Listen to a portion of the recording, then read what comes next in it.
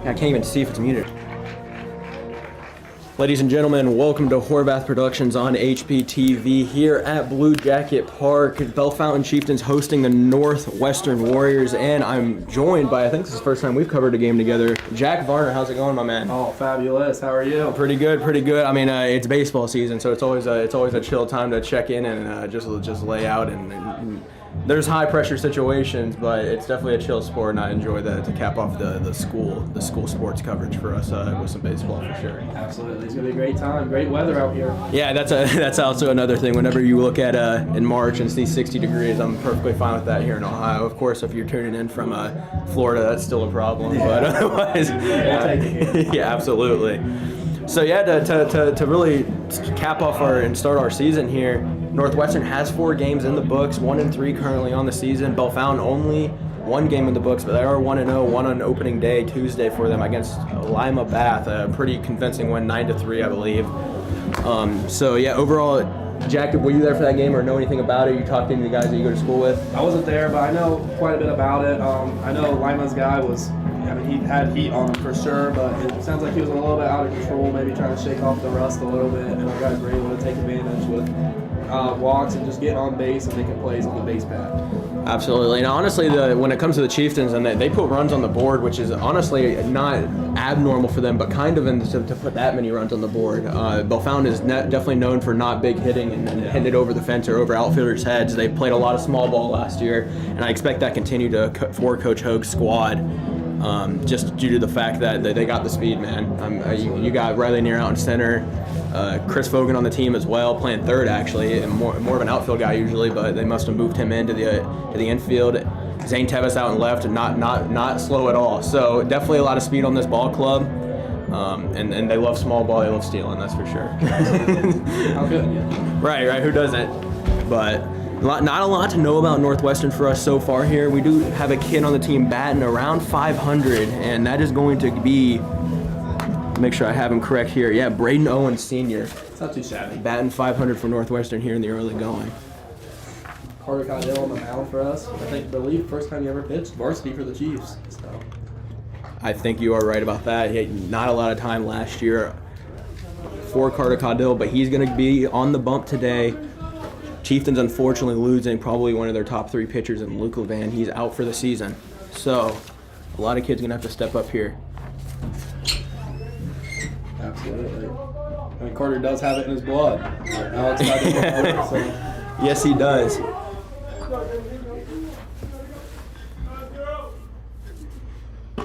First pitch, and we are underway here for the season opener at Blue Jacket Park. Central Buckeye Conference play is underway.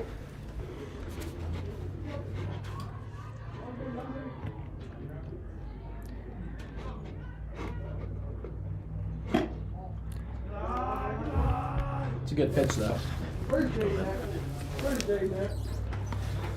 Really the biggest thing that the Chiefs are going to want to look for this year is honestly not giving up a lot of errors. Their pitching depth chart doesn't go super far, so the little amount of pitches, the better for their pitchers.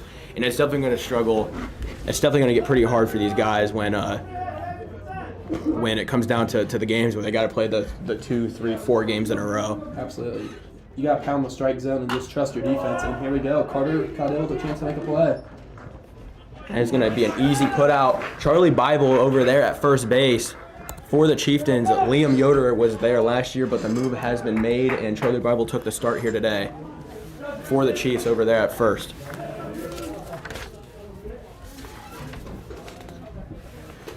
Charlie's got a nice little glove to him. I know that about him. Yes, absolutely. Carter kicks, fires. It's going to be outside for a ball.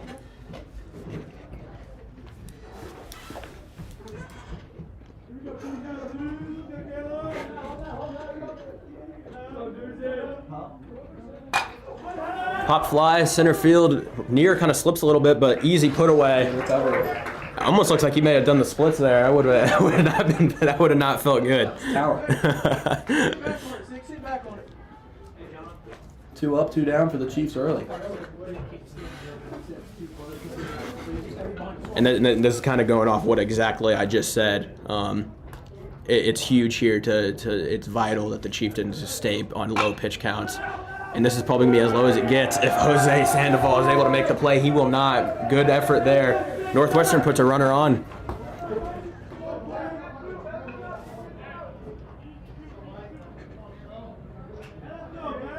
Clean up, Peter.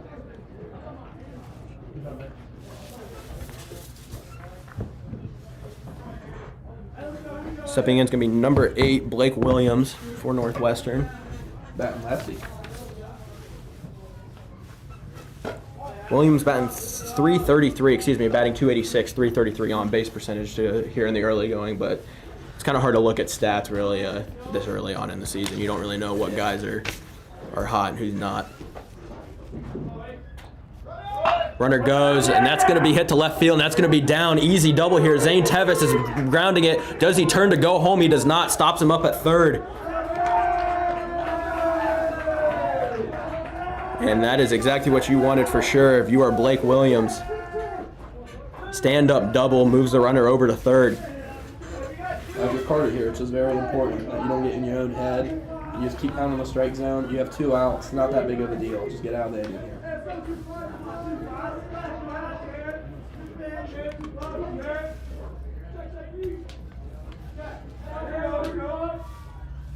That's a good response pitch right there. Yes, it is. Number 25 is in for Northwestern. That's going to be Braden Owens, senior.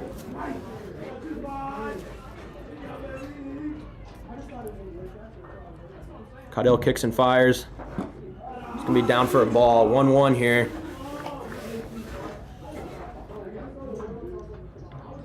Owen Larison behind the plate for the Chieftains. Definitely want to keep everything in front of you here with a runner on third. Takes baseball extremely serious here at BHS. That's going to be a strike. Jack, you played a lot of football with Owen. You guys had a pretty long season last fall, so you know Owen for sure. Kind of played right next to him on the line, right? Yeah, absolutely. Great competitor. He did a great thing for us in football. Never played offensive line and did a really great job. But he's obviously a baseball player first.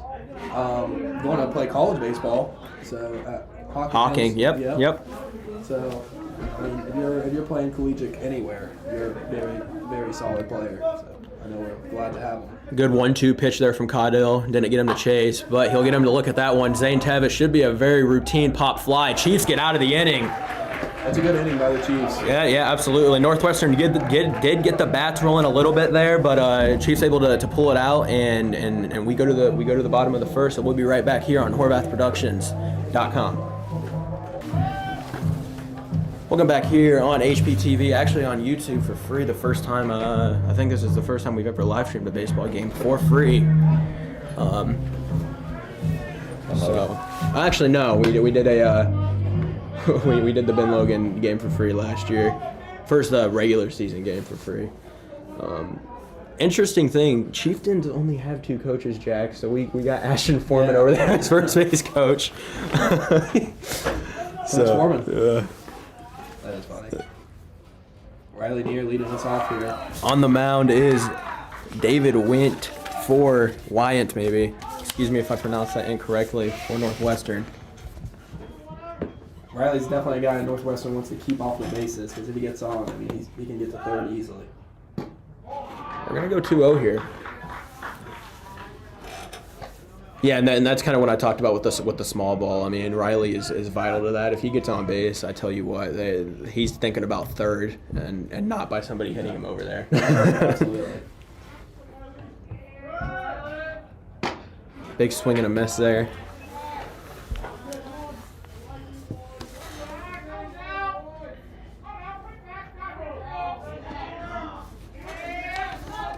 Riley's a very underrated baseball player.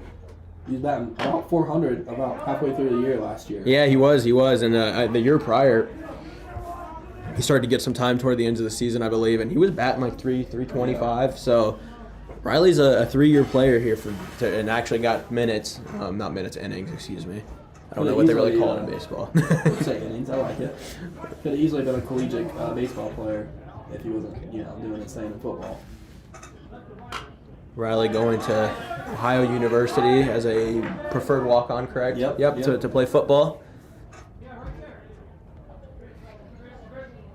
2-2, and this is in the turn of what Carter Caudill did really well, was not keep his pitch count too high. But Riley, he's doing his job as a leadoff here, even if he loses his at bat. 2-2 count, kicks and fires. Good contact again. Here we go. I think this is a 9-pitch at bat so far.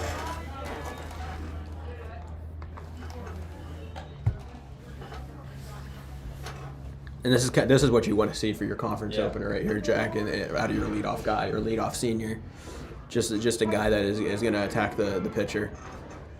Just stay alive here. Keep making contact. That's going to go full on the count. If you're Coach Hogue, you're loving this right now. Like I said, even if he strikes out here, he did his job. I mean, double digits for the first hitter on your starter, that's a problem. So. Yeah.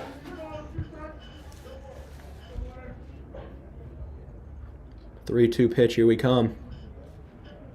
That's going to be a breaking ball. Near sits on it. Good strikeout there. But overall, a really great battle there for both guys, pitcher and hitter. It's kind of hard to. It's definitely tough, 3-2. I mean, you want the walk, but you got anything that's close, you got to swing. Breaking ball was hanging a little bit. I think Riley could have, if he pulled the trigger on that, he probably could have launched that to left.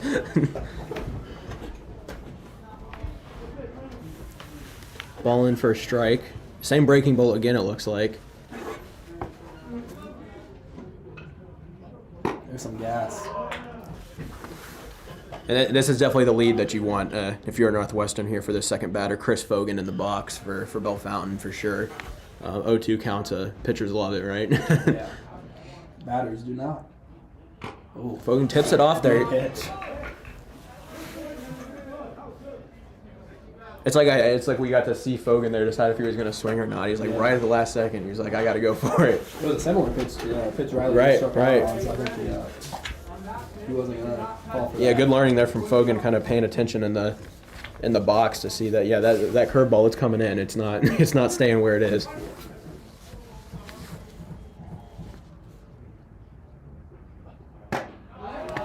High and inside. Brody Boy on deck here. Yeah, Brody has moved up in the order substantially over last season. He's batting third for the Chieftains, so good for him. Yeah, I think Brody was hitting the ball pretty well towards the end of the year last year. Honestly, the whole team really came together towards the end of the year.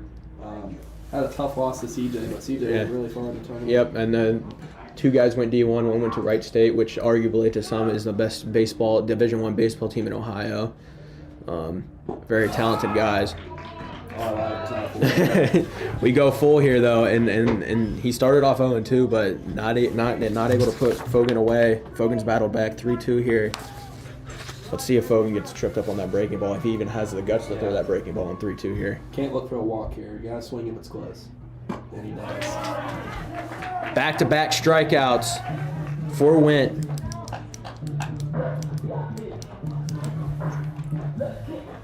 Brody Boyd batting lefty here. I believe the only lefty on Bellefontaine's squad, so really the only guy that can give a mix-up to the pitcher. One's better than none. Yeah, right, absolutely. Brody, a junior, right, I believe? Yep, just making sure I'm... High outside there.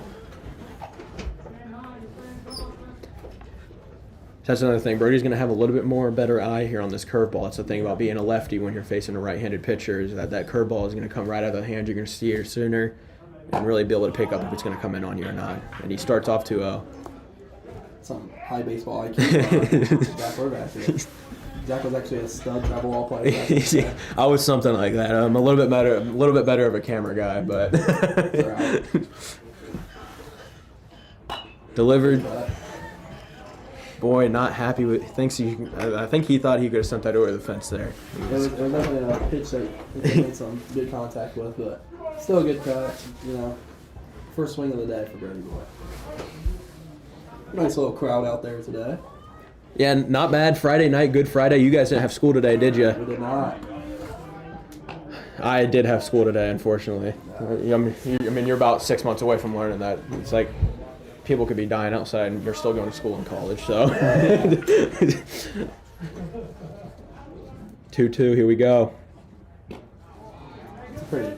I like that pitch by the pitcher, 3-2. I mean, or 2-2. I mean.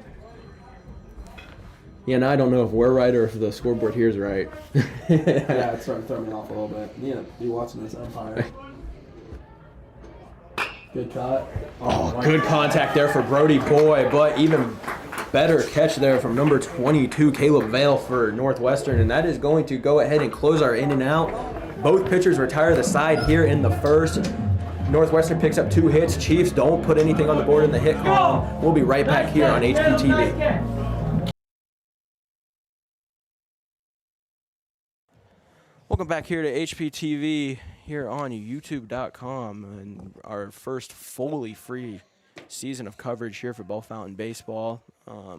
Super excited about it. Carter Caudill back on the mound, and he's underway. Just a tad high.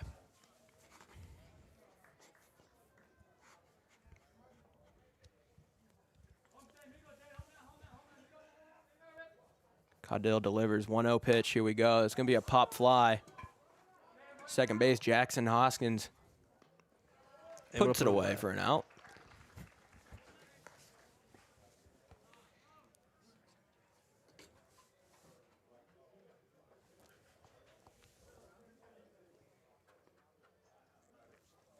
Stepping in number 17, Kyler Chapman, freshman. Catcher and first base for the Warriors. One down here at Blue Jacket Park. Top of the second, excuse me. Carter Caudill bringing the heat.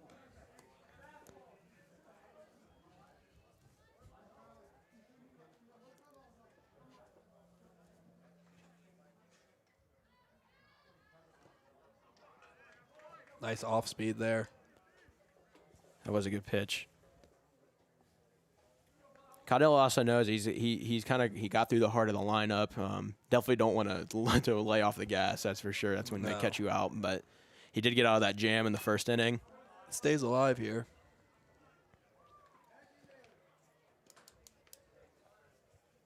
Yeah, I think Carter's doing a fine job off the gate here. Gave up a couple hits, but that's natural. Well, and me and you and I know a lot about Carter for sure, just from you going to school with him and playing football with him, and just me talking to his brother and everything. He's a quiet winner, man. That's the best way to describe it. He's not really like Alex at all. They're very different people. They both know how to compete, that's for sure. But outside of that, personality is very different on the two. Very hard worker. Really gets after it in the weight room. We might see that with the power of the bat later. Carter's got more of a quietness to him over Alex, in my opinion. Yeah. You know what they say, though? Silence leads to success. Here we go. 2-strike pitch. Nope, not able to get to go.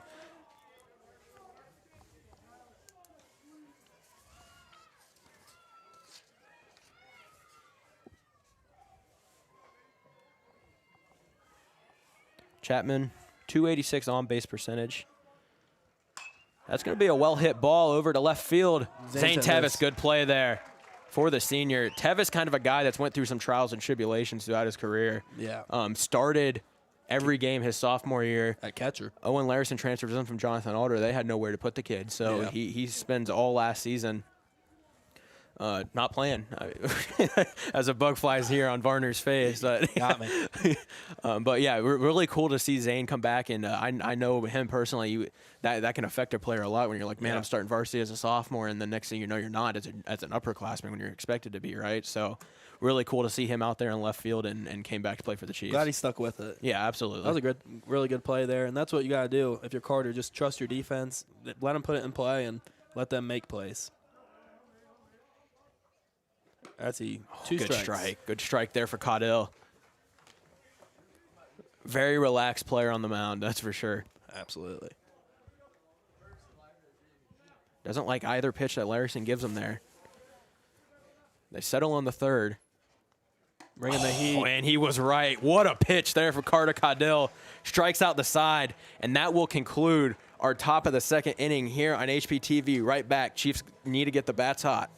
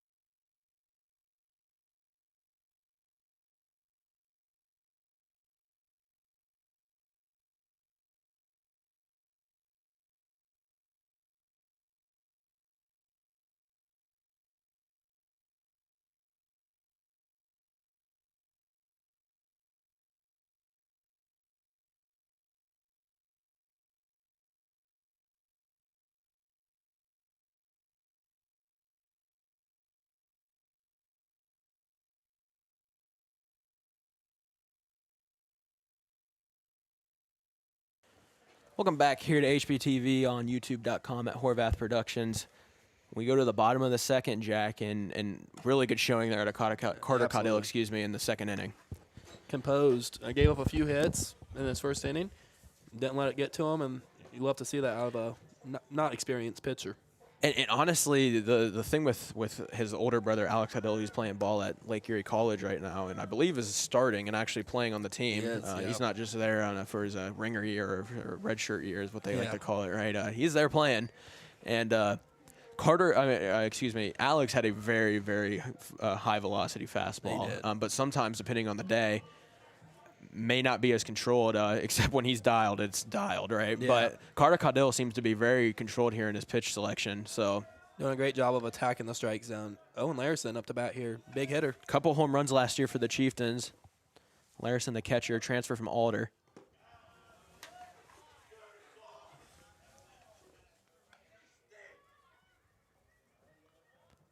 Someone on the Bellefontaine stands is getting after it.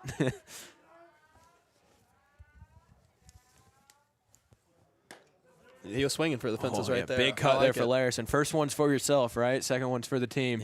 Yeah. 1-1 here. If he keeps leaving those pitches high with Owen, he'll be in trouble. Yeah, I doubt Owen's going to let him do it twice. Yeah, he goes low. Yeah.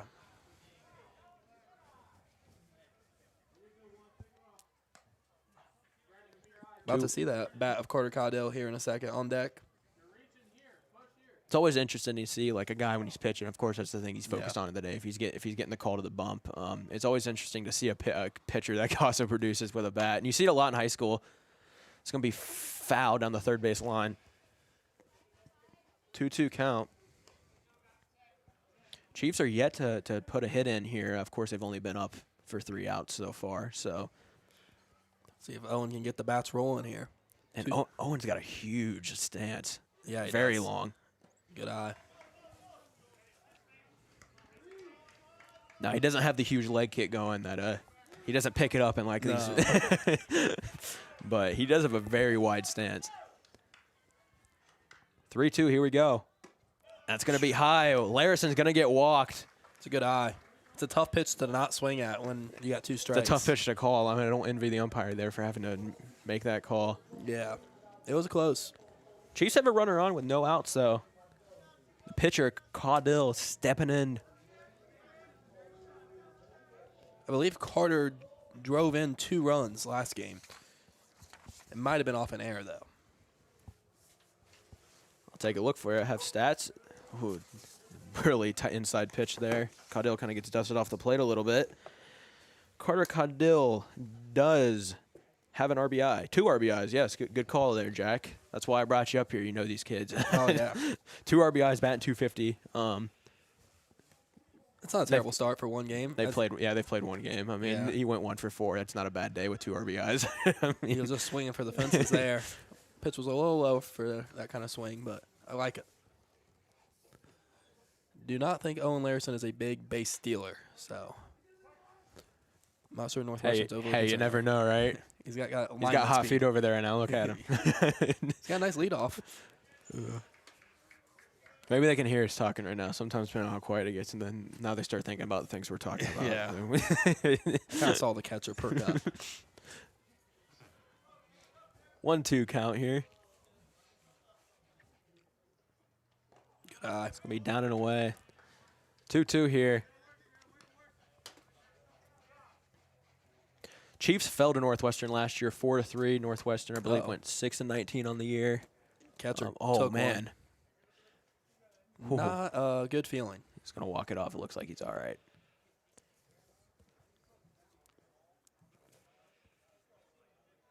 Not sure what you say here if you're the coach. He took one below the belt. Very brutal here. He's all right. And he shook it off.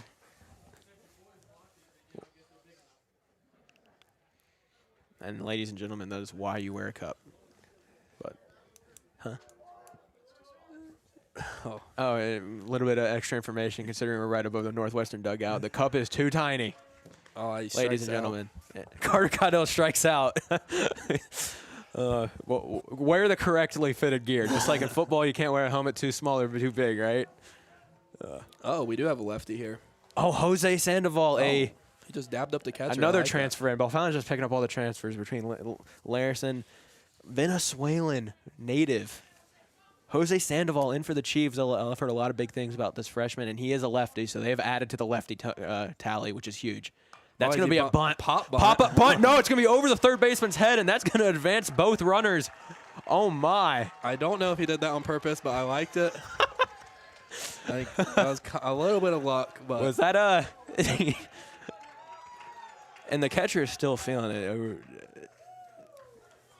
Wow, that was... I mean, and that's just one of those things where it's unlucky for Northwestern there, right? I mean, you're taught, I mean, when I played third base back in the day, you're taught to, if you see that bunt go down, you were sprinting full speed. He did the right thing. At that home plate, and it got popped right over his head, and that's just unfortunate. Is this Liam Yoder we got? I believe it's Liam. It is Liam Yoder. Yes, it is. He's in a good spot here. 2 people on base. Excuse us, I don't think that is Liam. I think that is Jaden Temple, I believe, actually. Number 19, yep. I don't even have a number 19 on my roster, so I believe that is Jaden Temple, actually. It's tough. We're looking at the side of his Yeah, face we right got now. So we're at a disadvantage. Yeah, It it is is Jaden Jaden Temple. Temple, It yeah. is Jaden Temple. After we saw his face. Excuse we our were able to- I apologize. I swear to we Liam went to Yoder. school with these kids, and you are currently in school with one. Yeah. You actually, in fairness, never went to school with Jaden Temple, correct? Because he just transferred here True, this year. true. So Fair you enough, get a fair break. enough, I'll fair take enough. all the heat for this one. They do have the same build, though. They you know? do. Yeah. And we're so used to watching Liam play baseball. It's like the thing he does. So Liam's got he's got maybe a little bit of a flow, the hair Yeah. flow. No offense, Jaden. So. Jaden's a transfer from West Liberty. He played varsity there last year. Was the highest hit percentage for the Tigers. okay. So I was about to ask that question. Did he play ball at West Liberty? Yep. He had a great year there for him last year. So I know Coach Hoag's happy to have him. He had a great year for us on the turf football field. So Just really nice addition for another the one of Chiefs. those guys, man. That just competes. You know, just He's got a big stance too. yeah. That must be the thing here. Yeah. If you're above the weight of 170, you get a big stance. Yeah. Full count again. A lot of full counts in this ball game so far. He's got Irv's Edits arm sleeve on. Rumor on the street is there's a Horvath Productions arm sleeve on the way. Yeah, right. I'm not quite in the apparel game yet. Ball 4. That's gonna be a ball 4. Bases loaded for Charlie Bible. Some call him Charlie Bible. Some call him Chuck E. Cheese. He's got about 17 nicknames. So Playing first base tonight for Bellefontaine here on Good Friday, and I tell you what, it has been a pretty good Friday so far. Opening day yesterday for Major League Baseball. Bellefontaine, I believe, didn't have school, and I imagine Northwestern didn't as well. Most high schools get Good Friday off. Not college, though, like I said, but just another Friday for Ohio State Lima. Is that right? Yep, that is what, and I'll be at main campus this August. But I wonder if Wittenberg had school today. That's where Jack will be attending. Time called by the Warriors here. Can we get a little Grand Slam action out of Charlie Bible? Is that too much to ask? Man, that would be wild. I'd lose it. I don't think I've never covered a home run. I don't think Really? My brother has here on the camera, Michael. Alex Caudill hit a bomb in the second playoff game, I believe. My junior year. Chris Fogan, I was in Orlando for DECA. Chris Fogan hit a home run, I believe, last season. Yep. But I'm yet to see a home run here on this field with my own 2 eyes, so that would be sweet. I just gave Charlie the home run signal, so I'm calling for it. Don't put the pressure on him here. No, honestly, he just needs to make contact. If he gets the ball in play, we probably score a run. So, as much as I would like the Grand Slam, we'll take anything here. Now, here's the thing about this time. I wonder if the coach from Northwestern was talking to him about the possibility of a home play here with Larison not necessarily being the fastest player on the Chieftain squad. That's going to be a pop fly, and that just might be exactly what Northwestern wanted to come into their favor. Well, Yes, that's going to be the first put out. it was close to a grand slam. Maybe 200-ish feet off, 250 feet off. Yeah. I kind of lied when I said just make contact. By make contact, I meant not pop it on. That's the probably, which I mean, it is what it is. I did it plenty of times in my day. Yeah. No, that should have been another lefty. We do have 3 lefties. All right. Well, I have completely messed up because they didn't play last year. So Yeah. here we go. We've added 2 lefties to the starting lineup, and that's going to be a pop-up. Get down. In a weird zone to go into. Oh, man. Almost big contact there from the center fielder coming in. That's good communication by the Wow. Warriors. And once again, we have another pitcher here in this ballgame getting out of the jam here on HPTV on youtube.com at Horvath Productions. We'll be right back here for, the top of the third. We are moving along.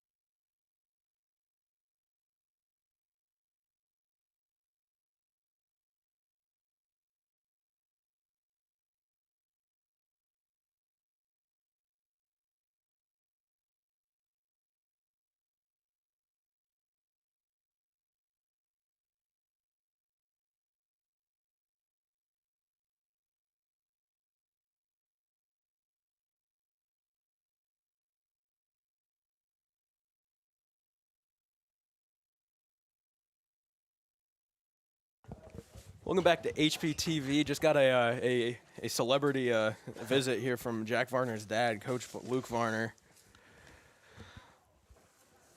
Looks like Larison's going to say some words to his pitcher before we get the inning going here. Top of the third. Flying along. Yeah, we're scooting along here. Not a lot happening. Only 3 hits in the ball games thus far. So great job by Northwestern to get out, bases loaded with 1 out, and to come out with nothing. I mean, it hurts for the Chiefs, but great job by them. I mean, I imagine it's tough to stay composed as a pitcher. I love these kind of games. I know people are like, "Oh, this sucks." I like a good defensive ball game, and it's been just enough action. I mean, both teams have had runners in scoring position, so. Really, one team's 1 hit away in the gap to a lot of these innings so far to knock a run on the board there. Yeah. Inside pitch, first strike for Caudill. Oh, softball on the field action. We do have a softball game going on over there. Coach Hogue launches it back over to where it came from.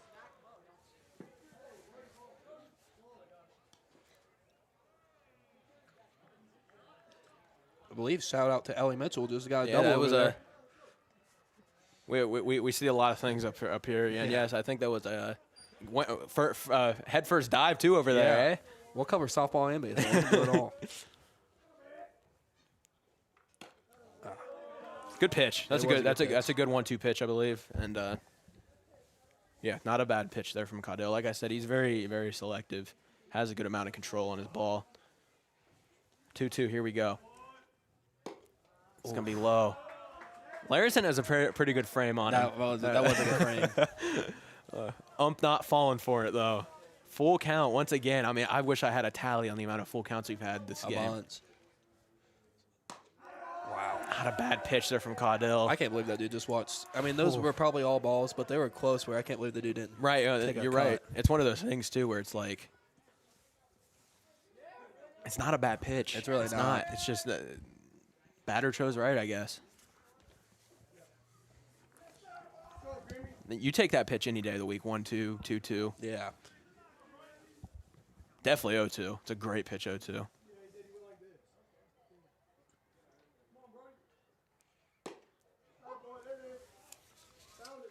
Strike 1. Brody Grimm and freshman, who unfortunately took a pretty big shot there in the last inning, catching, but looks to be okay so far. But he's a freshman, young gun, getting valuable time. That is probably why he's in the lineup. Good contact there. Zane Tevis able to not track it down. He falls down. Runner's moving around second. Great job getting it in, though, and he's going to hold him up. Oh.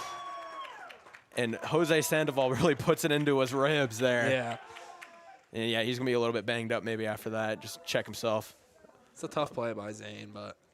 You know what I'll say? That was a great job there getting it in quickly. Yeah, he fell down.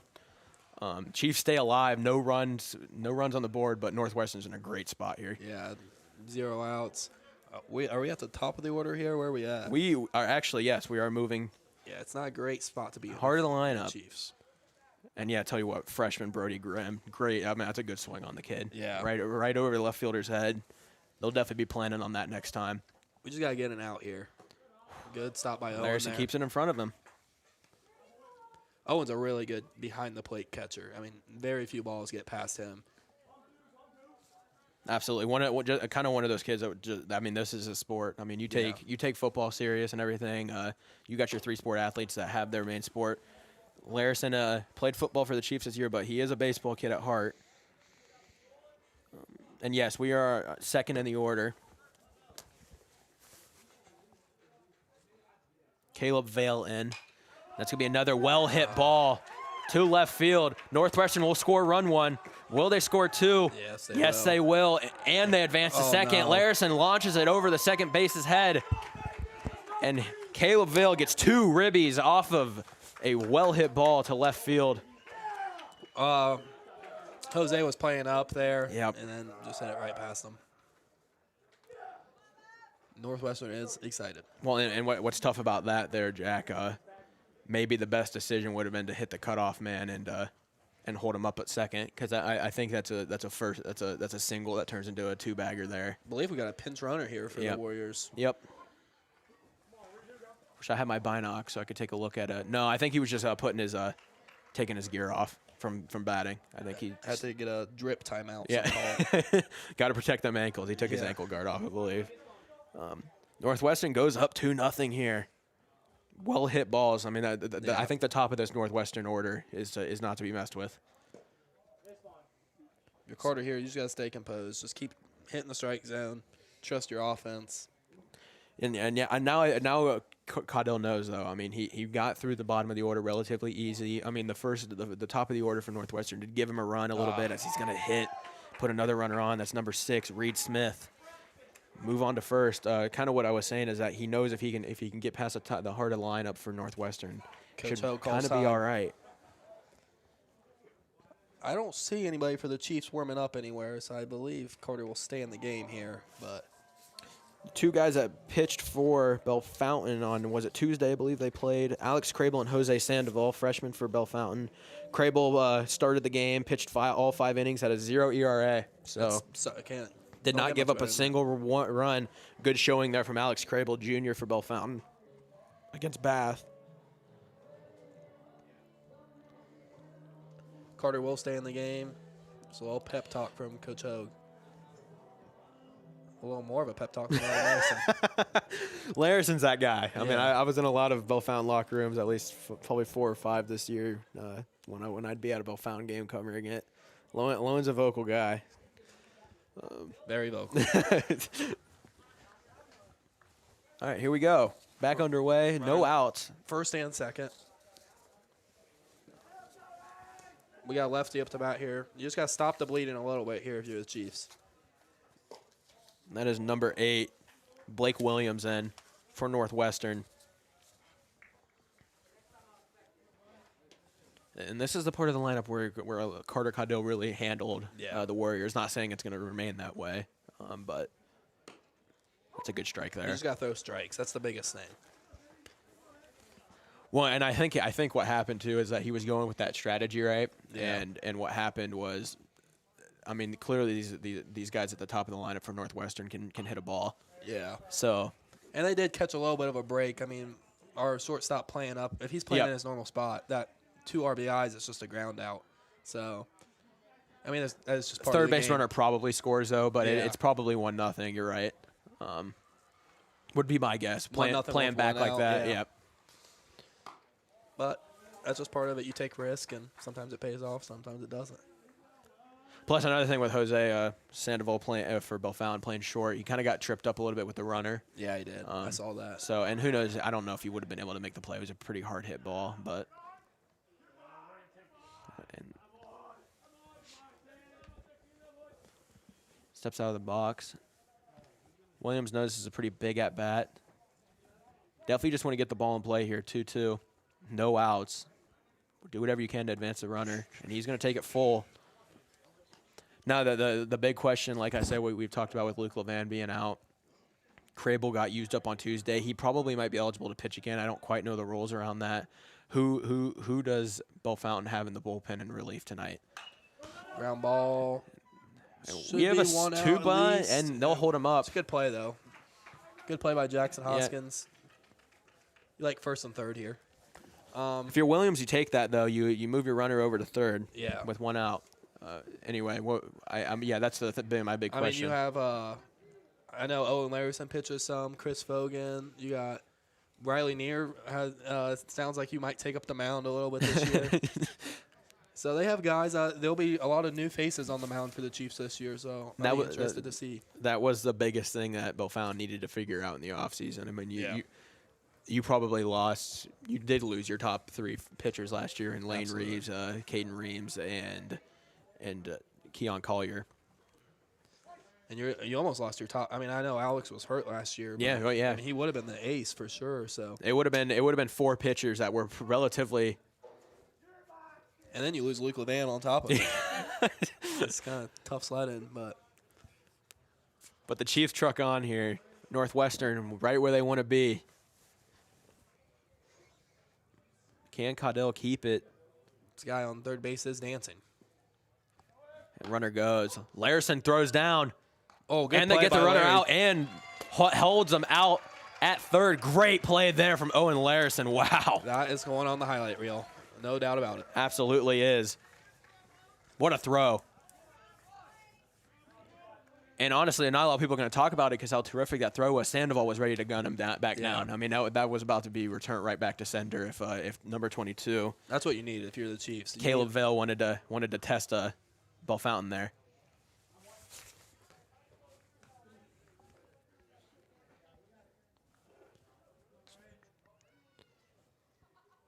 Just a runner on third now.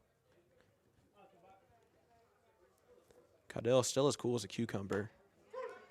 Nice strike. It's like the kid has no emotion. See, like I could see emotion with Alex growing up and watching him play and watching him develop. It's just Carter has no emotion at all.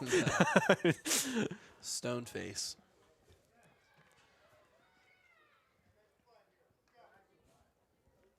Two strikes here.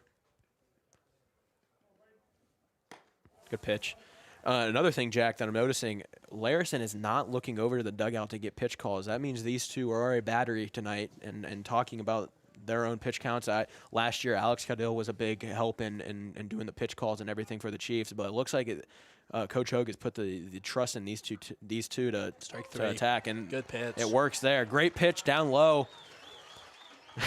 Northwestern doesn't like it, but Bellefontain's going to go ahead and get out of the inning.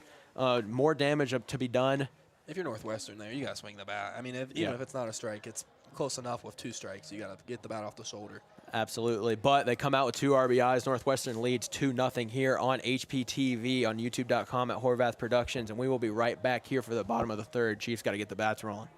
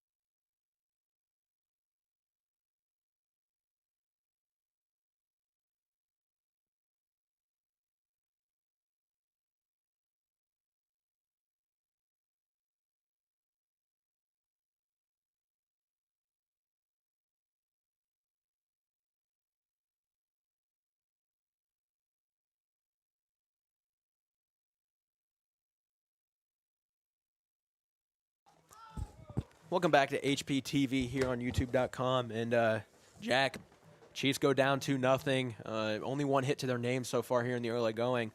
With that being said, they're at the heart of the lineup. And what do you want to see here from the top four for the Chiefs? You gotta get some guys on the base here. I mean, last time the top of the order was up, they went 3 up, 3 down. And if you're gonna win this game, you can't do that. We gotta start off with Riley getting on base, regardless of how it is. Coach Hogue, big fan of bunting and stealing, so I'm interested to see if he lets Near swing away. It looks cut. like for that first pitch he will. Not quite that time in the game yet where you just start bunting and moving kids over. I know it's a little bit different depending on the team you're playing. Like when they played Chaminade Julian last year, we're doing everything we can to get on. We're doing a lot of bunting. But it's different. 2 hard cuts there for Near, no contact. And Northwestern, once again, is really ahead in the count. David Went. He's pitching pretty good today. 0-2, look outside here. Maybe a breaking ball. He loves that curveball. Near's going to drive that out to right field. Pop fly routine. Going to go ahead and put him out. Number 12, Caleb Filler, makes the play over there in right field. Well, I think a changeup maybe there. I don't know if it was quite a breaking ball, but Near kind of decided a little too late to get out on it. Pops it up. I think he watched strike 3 last time, so he definitely wanted to get the bat off the shoulder this time. Fogan in for Bellefontaine. No runners on.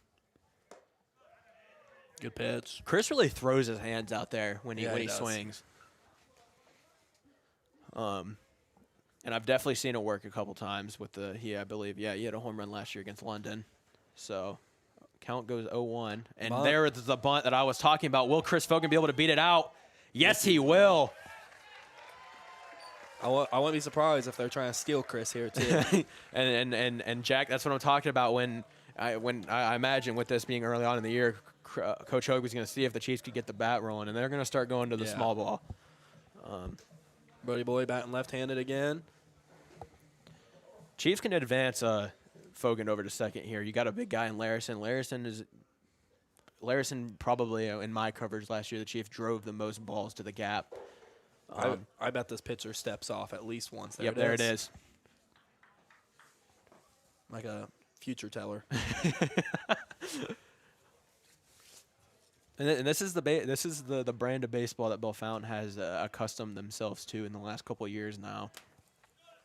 I mean, when you have the athletes that you do on this ball team, I don't see why you wouldn't, right? Absolutely. Northwestern's definitely prepared for it. I mean, the Chiefs might have to lay off of it just for a second because it doesn't appear Northwestern's going to allow them to do it. As they throw a high pitch as the catcher stands up immediately as he catches it. Coach Mike Mossbarger over there at third, giving a signal to Chris Fogan. Let's see what he does with it here. Delivery. Fogan goes. Brody swings and misses. Great throw there, but he's going to go ahead and be safe. Throw was a little bit offline. Fogan just almost took him out. It's like you guys were back on the football field. It looked like Northwestern had the opportunity to do it. They knew he was going to steal, so they definitely had to jump on it. But And Jack, I'm going to have to say Brody Grimm here is really showing that he can do it all for Northwestern. That was a great throw. I mean, if that throw is just a little bit more on line, Fogan is probably out. I'm not sure it didn't. It might have hit Chris as he got there. Just barely. I mean, like if he was beat a little bit more, then Chris is probably out. Chiefs have a running and score position, though. Only one out. Brody's ahead in the count here. Definitely the most pressure Went has felt all day for the Warriors.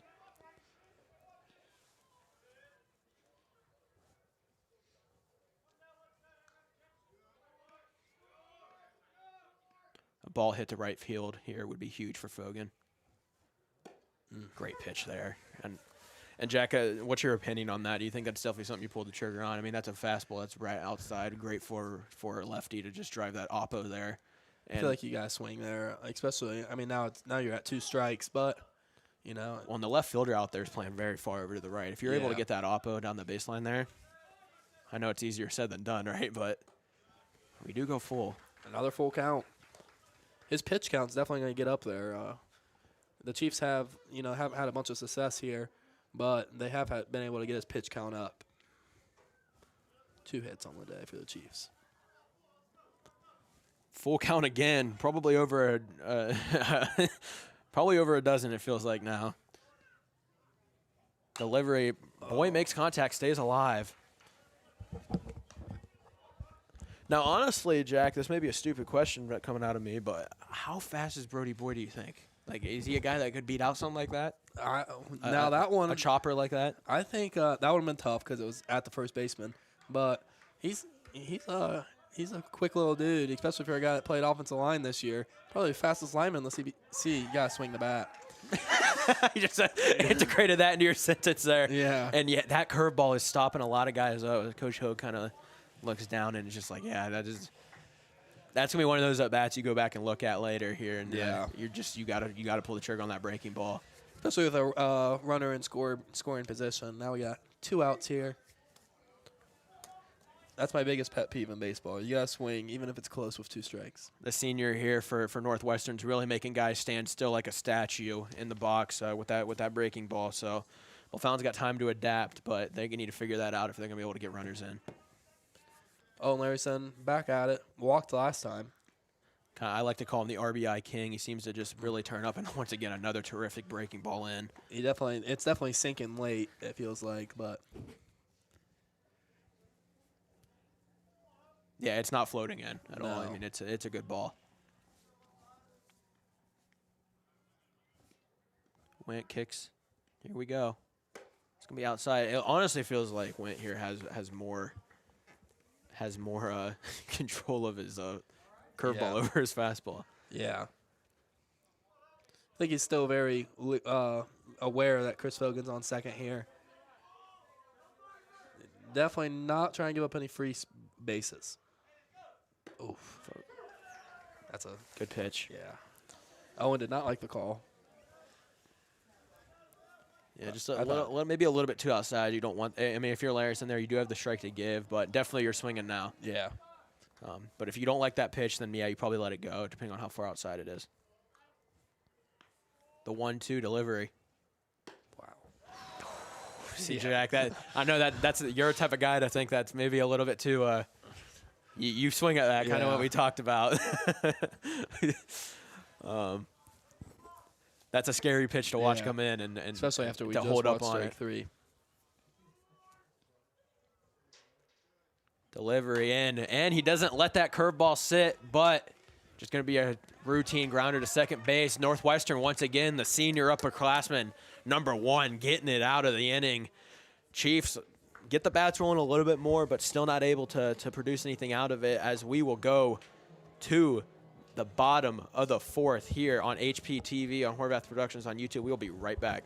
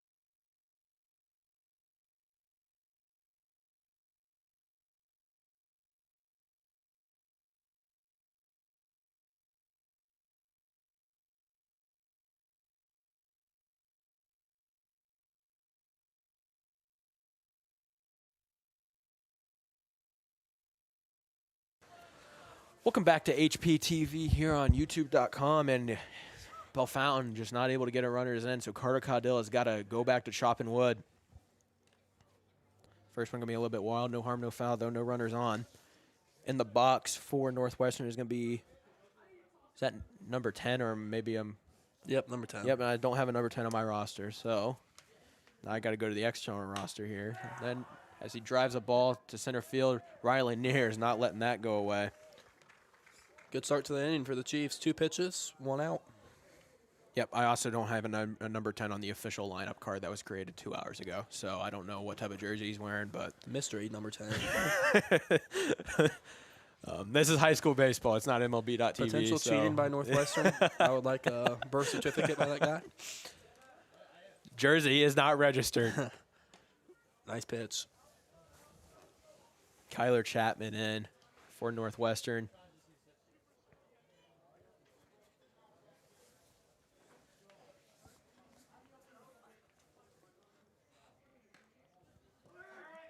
Caudill not really hitting his spots like he did in the first couple innings of the game. Has lost his command a little bit as we get in the later going. Sun is setting. Must be what it is.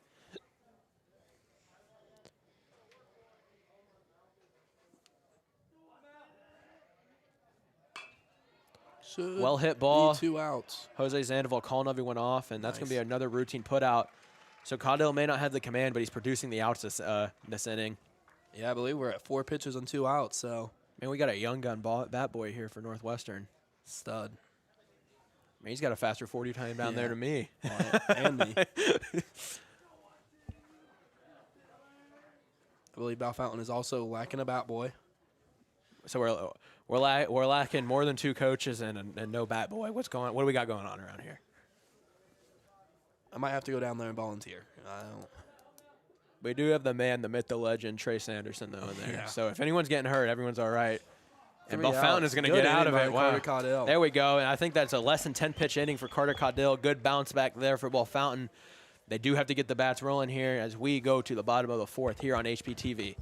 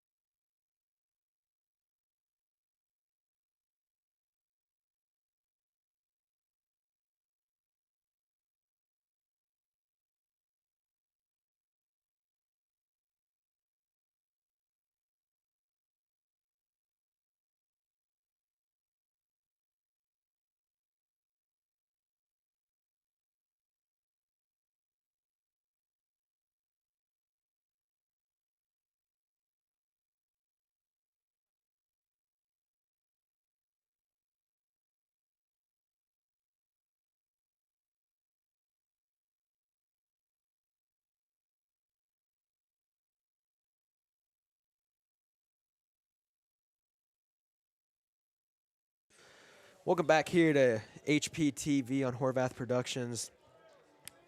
We are entering the bottom of the 4th, sun setting here on Good Friday at Blue Jacket Park in Bellefontaine. Conference opener for the Central Buckeye Conference for these 2 teams, Bellefontaine and Northwestern. A lot of CBC play going on tonight. The warm-up games are over, and this is what everyone's going for. There's 2 things you want to do is win games in the tournaments and win your conference. That's the 2 goal in high school sports, period. So. And in the MLB, it's all about the postseason. It's a little bit different in academia sport. You're thinking about winning the Big Ten if you're Ohio State and that national championship. Same thing here for these 2 teams. went in for Northwestern. And he's going to probably go the whole distance of this game unless the Chiefs find a way to start to eat him up, Jack. Absolutely. Carter Cowdell just pitched a great inning. Can he get the Chiefs started here? Put the team on his back, per se.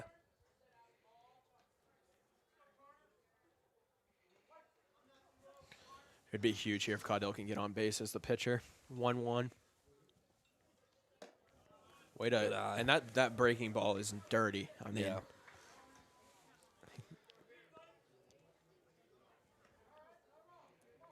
I thought that was going to be a strike, honestly. It was close. The catcher definitely did a good job of framing Yeah. it. Both catchers are doing a good job of frames tonight. Delivery in. Here we go.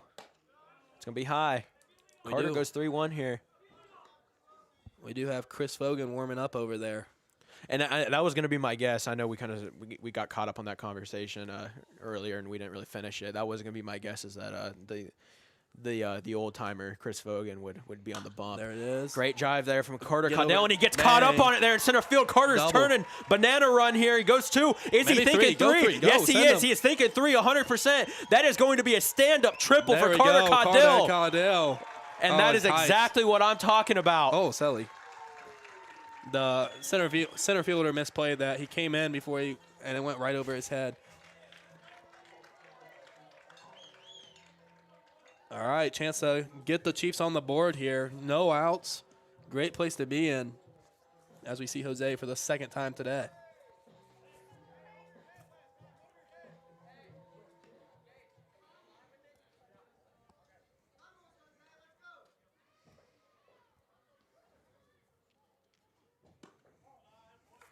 Oh, Jose's got some animation with him when he plays.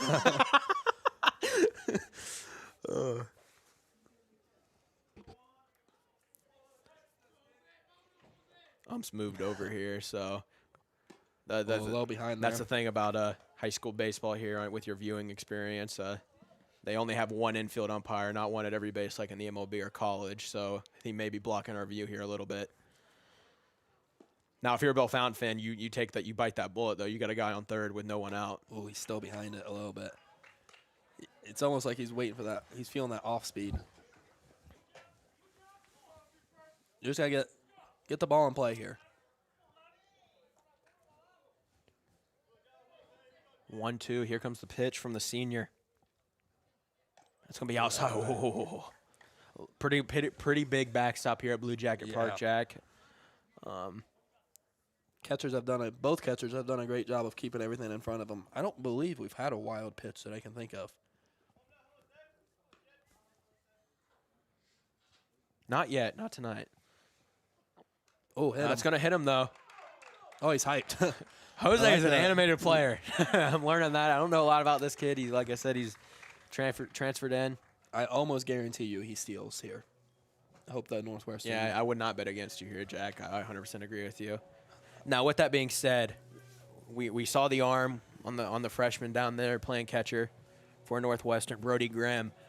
I don't think Caudill's really got the speed to get home if they send it to second here. Really just depends. I mean, I like Jose's speed for sure. Carter's, he's not terribly slow, though. He showed some speed on the football field this year. So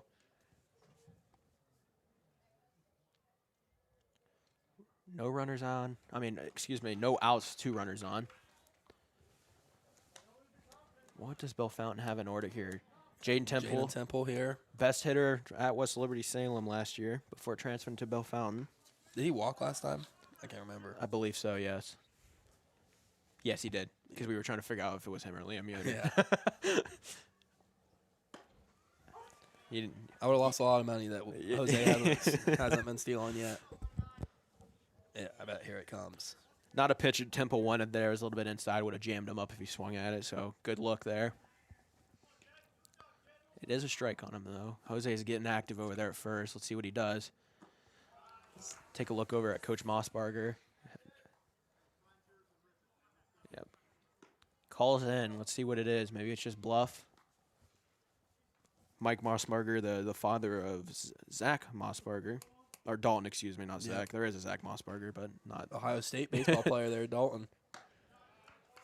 Well, at this point, I would say he is not stealing. We have a 3-1 count here. Speaking of Mossberger, Dalton actually had, and we just watched a triple from Carter Caudill. Dalton Mossberger has the triple record here at Bellefontaine. Yes. A catcher. I believe he caught for Bellefontaine. Caught and pitched. And he has the triple record here at BHS. Had a great collegiate career as well. Akron and Ohio State. Won a Big Ten championship with the Buckeyes. Yeah, absolutely. Was one of the best players at Akron, and their baseball program shut down. Yeah. He was so good they had to stop. Yeah. Jaden Temple does get the walk, though. Bases are juiced for the Chiefs. This is the second time Charlie Bible's been up to bat with the bases loaded. Last time he had a shallow pop-up. This time he's going to have a grand slam. I got a feeling. Now you know the type of guy that Charlie is. Oh, you're calling the grand slam again. I called it last time. I imagine he's not going to do that again. Now, like I said, Carter Caudill, they're playing in here on the corners. If it goes to one of these hot corners, I imagine they're firing home. We got 0. If you're the Chiefs, you got to get some runs in here. I mean, it's. Oh no, he did it again. Pop up. All right, Charlie Bible. Charlie Bible is gonna be put out there in the first pitch. Not exactly what you're looking for, but it happens. Zane Tevis, let's see. Like I said, the comeback kid started his sophomore year and didn't start last year at all. Really had no time on the field. Zane was also up with the bases loaded. If he does what he did last time, we score. He just got to put the ball in play outside of the infield. Now, here's where it's dangerous. The double play ball is in question. Yes. Chiefs could really get a gut punch here if it was a grounder. Way to attack the ball early for Tevis. If you're a Northwestern fan, you don't dislike your chances here with Went getting out of this. You have a vet on the mound, and like I said, a ground ball could potentially put both of these guys out. You do have the top of the order coming up for the Chiefs, so Riley Neer is on deck. Tevis isn't slow, but you're definitely getting that run out at second. Here we go, 0-1. It's going to be outside. Good eye.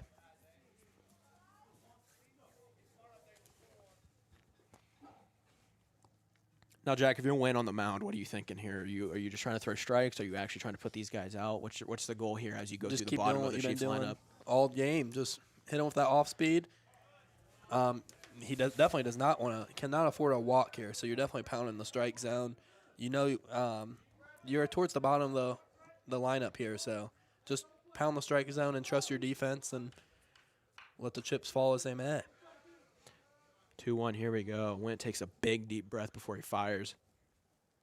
And that's going to be driven out to right field. That's 2 One runs. runner in, 2 runs in. Jose Sandoval in, and Zane Tevis comes up with 2 huge RBIs for the Chieftains. Big play by And the he senior. is feeling it. And we are all tied up here at Blue Jacket Park. He advances Jaden Temple over to second base. Chiefs has a runner in scoring position with the ability to go up by 1 run with the top of the order here for Bellefontaine. That's a huge play by Zane Tevis. And Jack, like I said, I know I keep talking about it. That's a story I love. I mean, he did not start a single game last year, I don't think, man. And definitely didn't have a lot of time at the end of the year. Great story there for Zane. And we are all tied up here. We reset the chips. Top of the order, Riley Neer. Good eye. Wayne's starting to feel the pressure a little bit. Now, Temple's a linebacker in football. I don't know how much he blazes around the base path, but he's not slow, that's for sure. He was not overly eager to get to third on the last one, so might have to get on Jaden about his speed a little bit, maybe. Jaden Temple does have drip, though. He's not lacking drip.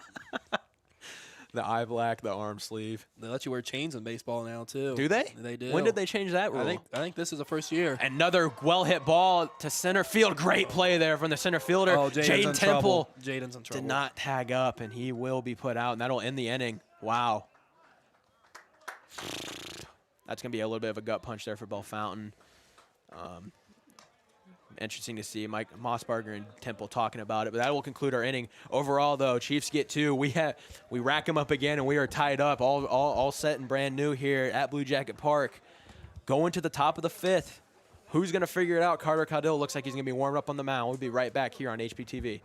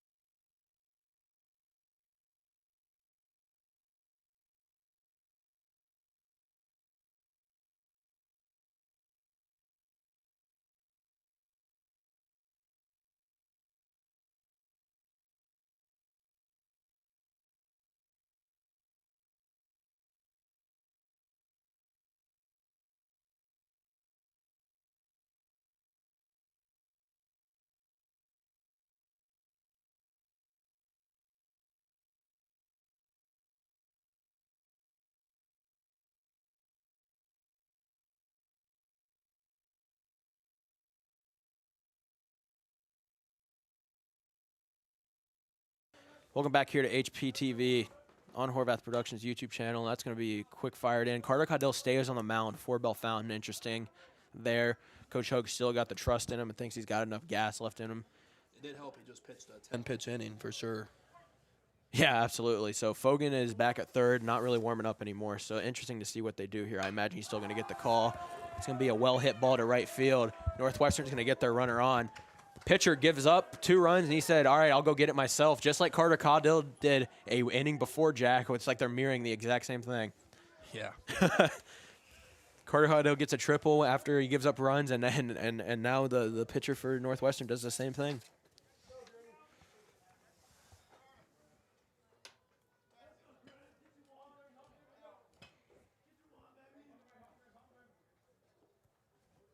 Strike. Good pitch.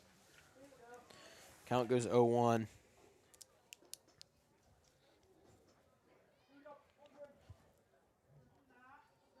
Grimm in for Northwestern. Batting .235. Going into the game. No. That's going to be a pass ball for Larison. And look how wide, and that really shows how deep that backstop is. And if it hits you the wrong way, the wrong way, we'll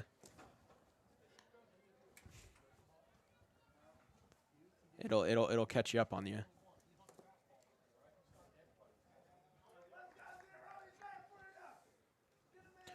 Runner on second here, 1 ball, 1 strike. Carter Caudill kind of in a little bit of a sticky situation once again, especially through the heart of the lineup here. Shows bunt. Larison keeps in front of him, but he doesn't look to throw the ball. Just a little too close, and he's beating himself up a little bit after that. Jack, I think he had the opportunity to gun him out there. I don't think he thought he was going to run. Yeah. I think he caught him off guard a little bit there. A good base running by Northwestern. Chiefs get 2 back, and Northwestern's knocking on the door again. Well hit ball to left field. Oh, it's in an awkward spot. Will Zane Tevis be able to track it down? Jose's got some wheels. Nice Zane play. catches it. No tag up there from Witt. That's a great play by Zane Tevis. And, yeah, Jose was moving him. He went from shortstop all the way out there. I believe this guy hit. This is the guy that has 2 RBIs.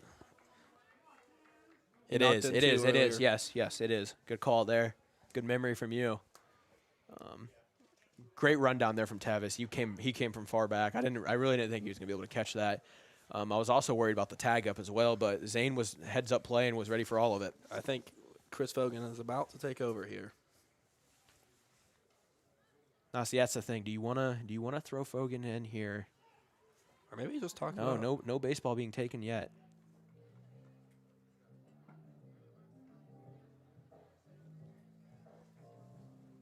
Coach Hogue is a tall guy. Kind of slept on how tall he is. Ball still in Caudill's hands. He is tall, man. People don't talk about that. He was dwarfing everybody out there. I mean, he might have been on the top of the mound, though. He could be cheating a little bit. Think about it. No really super tall guys in the infield right now. That's true. Jaden Temple's probably the tallest dude on the team, I think. Maybe near. Temple's the DH. We kind of have a short team. We need some height. That's the beauty of baseball, though. It doesn't matter too much. Bunt. Shows bunt again. That's going to be fouled off. 2 strikes, so he's not bunting now. Or is he?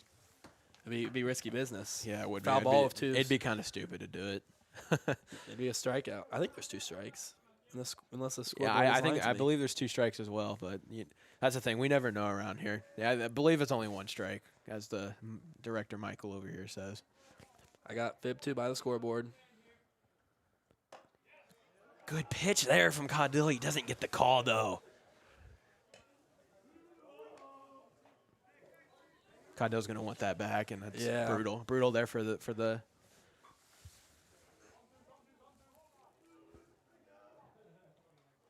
That's brutal for the sophomore on the mound. Well hit ball. 4. Fogan goes home. Oh no. Sloppy throw. He's going second. And wow. Good well hit ball there for number 22. On Northwestern, that is going to be Caleb Vell. It's a tough play for the Chiefs. I mean, it's really a high IQ play by Chris, but just wasn't able to capitalize at the end of the day. Yeah, honestly, if the throw gets made, he's out. Yeah. Just it was a little too low and took a nasty hop on Larison. Yeah. So Vale's going to be able to walk into second base with that, as he's going to reach there on the fielder's choice. Northwestern reclaims the lead here, 3-2. Chiefs got to stop the bleeding. Oof. It's going to be high and inside.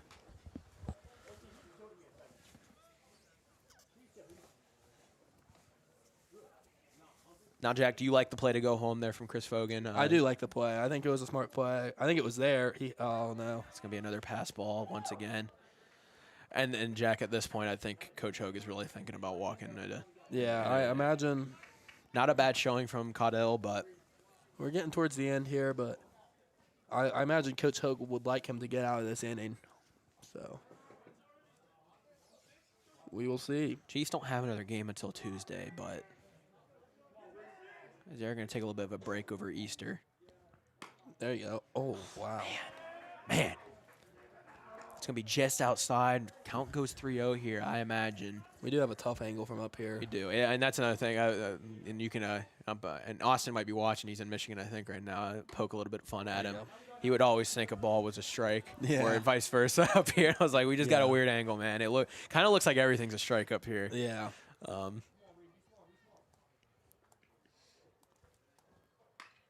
you Okay. go. Good recovery. Caudell's battled Full count. back. Another full count once again in this ball game.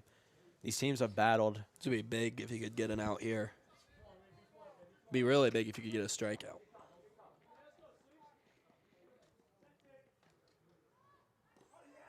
Oh, he's gone. Another sloppy pitch there. Larison not able to stay in front of it, and I imagine that may be it for Caudell. Northwestern knocks another run on the board, picking up some insurance here. Hogue staying in the inning still and not calling time. Yeah, there it is. Maybe not. He got about 3 steps outside the dugout before. Oh, no, he's coming now. All right. Maybe they were thinking about where they were at in the lineup. Blake Williams in the plate. And this looks to be the pitching change that Bellefontaine may need. Good showing there from Carter Caudell. Really battled a honestly pretty tough Northwestern team. A lot of hitters that could make some good contact on his fastball. We're going to take a break here while Chris Fogan warms up here at Blue Jacket Park on HPTV. Stay right with us, and we will be here on Horvath Productions YouTube channel here in about 5 minutes, I imagine. That's how long it takes for him to warm up. We'll see. But stay tuned.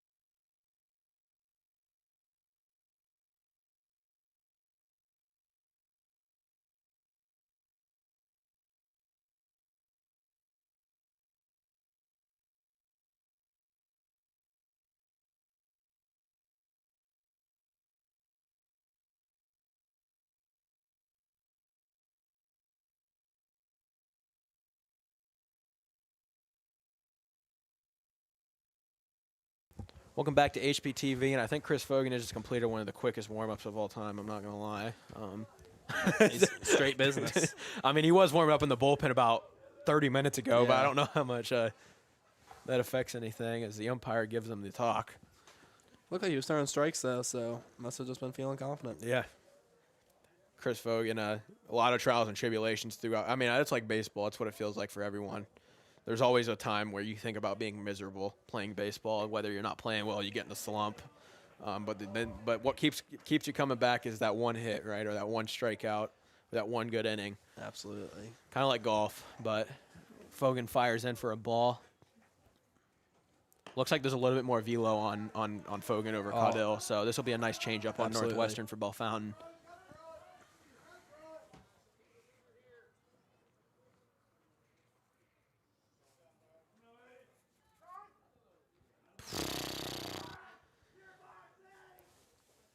Blake Williams playing games with Fogan a little bit in his kick while he goes to call the time, and he gets it from the ump.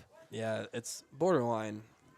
I mean, Chris was almost in his motion. This is where the mind games start to get played in baseball. A lot of you see it in the MLB as well. And the hitters, they like to back it all the way down as much as they can. This will be before they call time. Pitch to swing for the fences. Oh, good dig there from Larison, but it's gonna be 3-1. Ball walk. Excuse me. Sorry. That was four pitches, 4 balls. Double play ball still in order. Number 25 stepping in. That is going to be Braden Owens.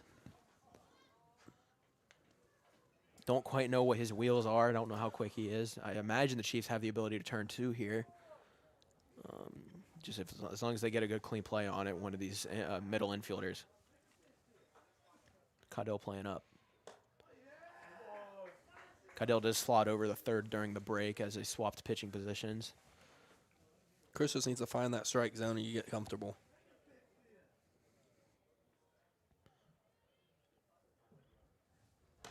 And this has kind of been the thing with Fogan. He's got good velo, and the days he's on, he's on. The biggest thing with him is just getting the rhythm of finding that strike zone. Sometimes he starts kind of slow. But you just got to find one here. Yep, this will be definitely a pitch for the batter to look to swing. That's got to be a strike. Yeah, yes, it is. Good pitch there from Fogan. Kind of getting the rhythm of things. This will definitely trip up the next 8 or so batters for Northwestern, as his velo is much higher than Carter. So if he just can fire it in there, they can definitely get out of this inning. There's another one. Just not able to get it to go his way, though.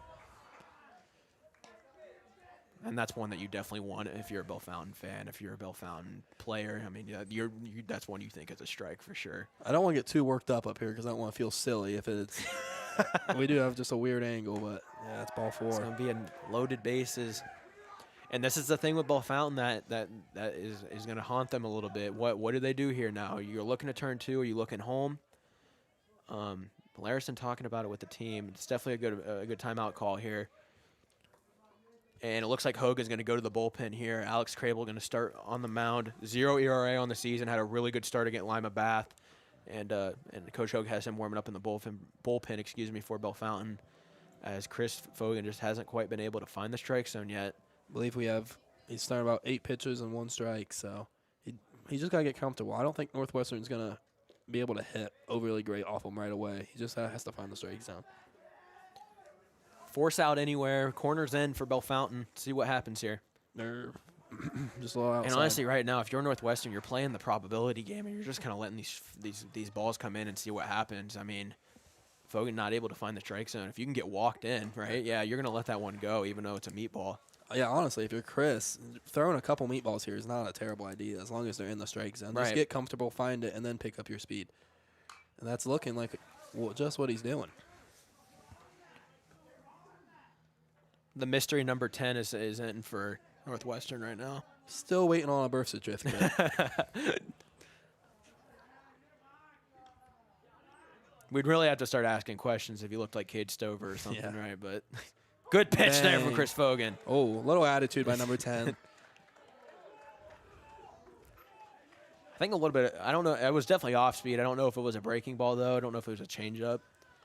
It definitely has been a pitch the umpire's been calling all night. It was definitely an off-speed pitch. Maybe a little high is what the guy was thinking, but he's called that on us several times, so he's at least consistent. Yeah, fair calling here from Blue behind the plate tonight.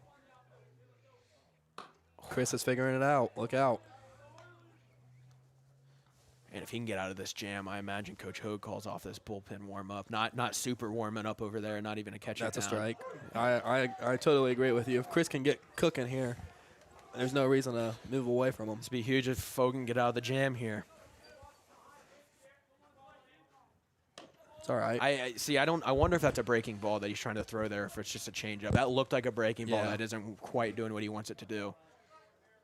It's not a bad pitch, though, with 2 strikes, no balls. There it is, strike 3. Good pitch there for Chris Fogan. He's going to get out of the jam, and he will send his boys to get the bats. And Bellefontaine, unfortunately, is down 2, though.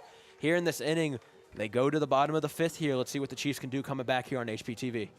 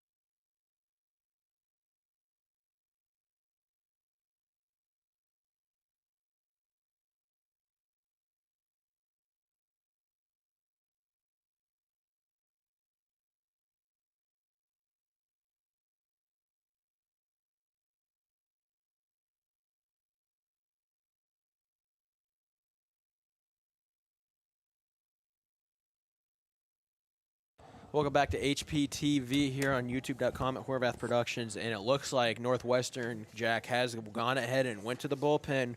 We have number 25, Braden Owens on the mound, the senior for Northwestern. I believe he was DHing before he came in. I don't think he was out in the outfield. Maybe he was. I could be wrong. I believe so. A couple pitches changes by both teams. Let's see if he brings us a different feel. He's got to go right through the heart of the lineup, and he is a lefty for Bellefontaine. I mean, he's a lefty that will cause some problems for Bellefontaine potentially. Maybe not, though. We'll see. Chris was looking to bunt early here. All right. Maybe he'll battle some of the same demons Chris battled, not being able to find the strike zone early. It's cold out here, man, and another thing I did, like I said, I don't want to sound like a baseball nerd, but I say it's kind of my sport, and analytically it is. We have a shadow starting to set on the batter's box. Now, the reason why that matters is because when you're looking out into bright areas on the pitcher's mound, if a ball is coming in and it's white, it's going to turn not white. It's going to turn a little bit darker on the shadow when it comes in. That's why in the MLB, depending on what time the game starts, you'll see batters a lot more aggressive at the beginning of the game if they think the shadow is going to come into the batter's box and affect it. This is some crazy baseball IQ by Zach Horvath. It's an analytical game, man. We got a lot of time to talk about next-gen stats, so here that is. Good eye. Walked the first one. Doesn't seem to affect Chris Fogan, though. He's going to get put on base here. He is going to battle some of the same demons Chris battled. It'll be a little bit harder for Chris, to steal maybe with a lefty pitching. The pitcher does not like having the sunglasses in his pocket, it appears. Sunglasses, potentially? Yep. Fire shades. The coach immediately Talk about old school flow. That Northwestern coach. Yeah. He's got it. He's got the sick mustache going on. Northwestern might have us beat out in the drip. The powdered blues are kind of clean. We got Jose and Jaden over there for Bellefontaine with the drip, and then that's a free base for Fogan. That hurts Northwestern because I don't think Chris was going to steal with a lefty on the mound, but now he just was given a base. Now, we know Chris for being really quick side to side and really shifty in football. I don't really know how quick Chris necessarily is in a straight line. Yeah. I don't know how good he is at stealing. We watched him steal a bag earlier. And that's going to be another free base, Chris. and this backstop here at Blue Jacket Park is massive, folks. I mean, it's a free base every single time if that ball gets back. So I believe he's 6 pitches in here with 0 strikes thrown. So hopefully Bellefontaine can take advantage and before this pitcher's able to get comfortable. And this is the part of high school baseball where it gets a little bit tough, and especially when you have a reliever coming in that may not be able to find the zone. Early in the year, it's cold out. I mean, it's cold out here in Bellefontaine as the sun starts to set here. The shadow is slowly starting to creep over the whole field, and it's just going to get colder and colder. 3-0, here we go. I imagine Brody Boy's not swinging at this at all. No, but I imagine we will see a meatball here. Wow. I can't believe he was trying to bring heat with 3-0. Big at bat for Owen Larison here. No action in the bullpen for Northwestern right now. This coach is going to go ahead and take a mound visit. Owen Larison, like I said, he's kind of the RBI machine, at least in my coverage of him. Owen takes baseball pretty serious. This is what he lives for right here. These moments, put his boys back in the game. Hocking Hill Eagles. I believe they're the Eagles. Is it Hocking? How's the official? I think it's Hocking College. Hocking College. There's no hills involved. Is it a JUCO? I apologize. It is. Okay, yep. Gotcha. So he's going to look to transfer. Yep. What is that, like southwest of Columbus-ish? No, it's like near Athens, Ohio. Okay. Hocking Hills. Beautiful campus. Okay, it is Hocking place. Hills. It's around there. Okay. Yep. Yeah, you'll definitely. I've never seen the campus, but the area. I know the area is very pretty, so maybe Owen will be doing some sightseeing, going on some pretty dates. I don't know. I mean, I think it was a given that Owen was going to play baseball somewhere. Yeah. The JUCO route in baseball is very unique because it's like not an unheard of thing. Like a lot of people go play JUCO before trying to transfer D2 or D1 after that. You don't really hear that in football like that or basketball or really any other sport. Baseball is kind of the only one that really has that route. It'll definitely be high quality baseball there for sure. Alex Caudill was a guy looking at a JUCO after he got injured. He was like, after his D1 offers kind of slipped away a little bit, just because when you get hurt, that's a fact of life, right? So he was looking JUCO before he got eventually committing to Lake Erie. But here we go. We're back in action. Still not able to find the strike zone. I imagine the coach was telling him to throw a strike somewhere else. Absolutely. Braden Owens on the mound. Be curious.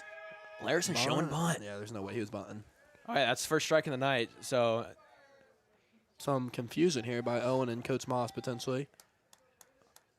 Mossberger not happy. Owen doesn't look happy. Was Brody Boy supposed to steal over there at first, Jack? What do you think? Yeah, I can't know. imagine they I were don't just know. bunting Owen Larson. It doesn't feel right. I feel like there had to be some strategy there. Maybe misread signal. Mossberger. I don't know. I don't. 2 strikes now. He has been able to find the strike zone a little bit here. If you're Owen, you got to get bat on ball. Brody Boy takes goes. off. Oh, this Oh, and that's going to be an should be a easy run run. for Chris Fogan. bang. Wow. Just what the Chiefs needed here. A little bit of miscommunication between the box and third base, but it's going to end up working out for Bellefontaine as we go 4-3 here with a runner in scoring position. Wow, Jack, that was that's unfortunate. Chris just for stole Owens. every base. So he he literally did. stole every base. He did, and We were talking about if he was a good base stealer. I think he must have heard us up here. that shadow's starting to creep in. Definitely keep an eye on that if you're watching the game, and that's going to be a strikeout for Larson. No tag laid down. Go. Yeah, no Tagged him tag. with the glove with no ball in the glove.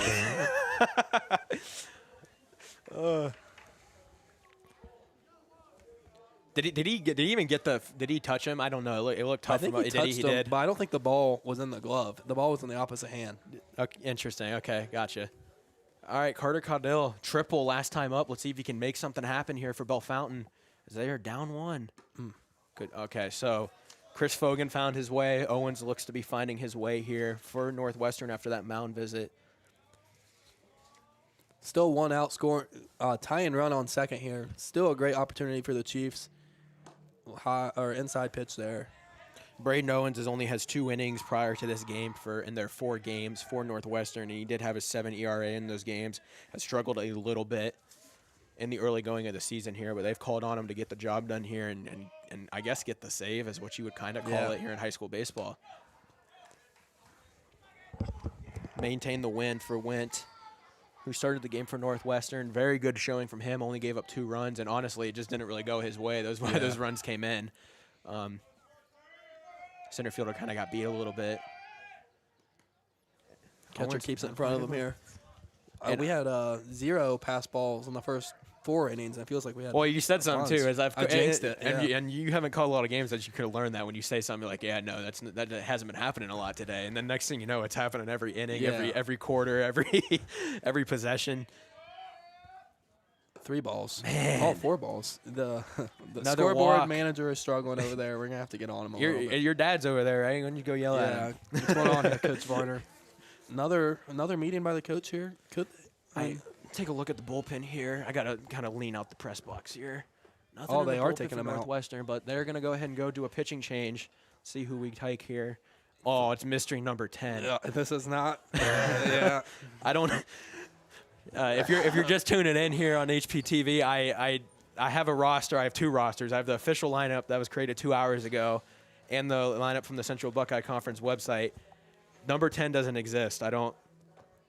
This could be some potential scandal by Northwestern. We'll not rule it out.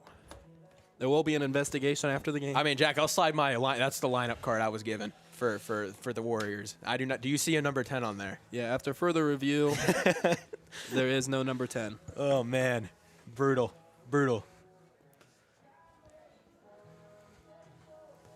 Well, let's see what he has on the mound. I mean, he's potentially 47 years old, so He's either 47 or 14. We don't know which one. he looks a little more on the 14 side to me, but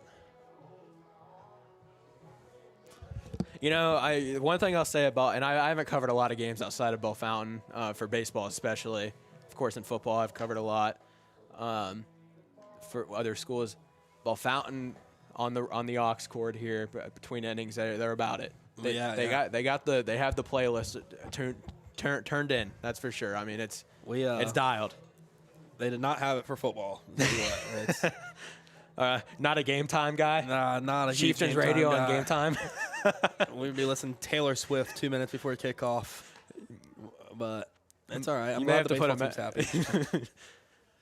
Jose, third appearance at the plate. I like watching Jose. I just like his swagger. And yeah, a guy that a lot of people have talked about, very young, freshman for Bellefontaine, starting varsity here. And he does have he's one of the two guys that you would say has the drip, right? He's for got the Bellefontaine. Jaden Temple and him. I'm a big drip guy myself. It's important to me. Look good, feel good, play good.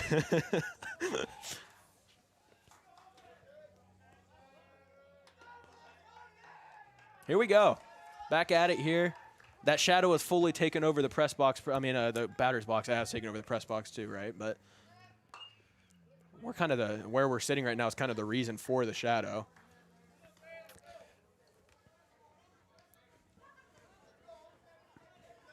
Jose 0 for 2, I believe, on the night. No, he had sort of. I don't know what you wanted to call that bunt. I don't know if that'd be considered a single in the score. But this may be a possible double play in order. No, it will not. As he slides into first. I like it.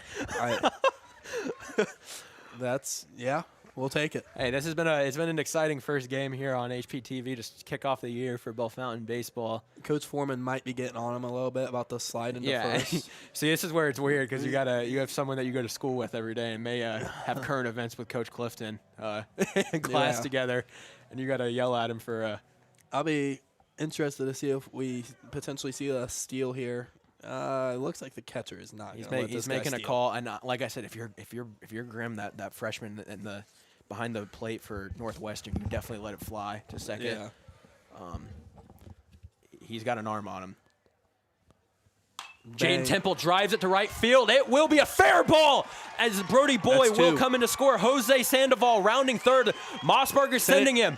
Jaden Temple's going 3. Jaden Temple. Go. Oh, Jaden Temple's going to come in on a stand-up triple. That's what you like to see. Man, I honestly, that was a little bit scary there for a second. Little Jose's coming back. miscommunication. Jaden said Jaden could not afford to give up the triple, so he overrid Coach Moss. What a play there for Jaden Temple. Like you said, leading the best batter by far statistically at West Liberty Salem last year. Wow. And he's got drip, which he Zach looked Varno good while was he talking hit about the drip. The take a head triple there as he puts the Chiefs ahead by 1. First lead of the night for the Chiefs. Absolutely. Comes in the right time when they need it. Charlie Bible watches strike 1. And Jack, I mean, that was textbook right there for That's Jaden what you Temple. needed. I And mean, good drive it base off running, too. Yep. Way to get to 3. Was a little It could have been scary. disaster. Yeah. I mean, it could have been. Oh, come on, Charlie. But I mean that pitch was outside, and he took that oppo right down the line. Yeah. That's I mean, when you're a hitting coach, when you look at that, that is exactly textbook what you're looking for. With 2 outs, too. You take that every day of the week over a bomb. I mean, that is just fundamental. Is that going to be a shallow left field ball? And it gonna be will. tough. Oh, great play there from number 25, Braden Owens, who just got taken off the mound. Makes the save there on the run. Great bounce back for the pitcher there, who just got taken out and didn't even complete an inning. But that will finish up, I believe. What are we? That is we're going into the bottom of the 5th. I mean, I'm getting tripped up here. So much is going on. We will move on to the top of the 5th or top of the 6th. I'm looking at the director here. Bottom of the 5th. All right, bottom of the 5th. Moving on here. Top of the 5th. Sorry, I mean our scoreboard is messed up here at BHS. All right. We're moving on here. HPTV, we'll be right back here with you.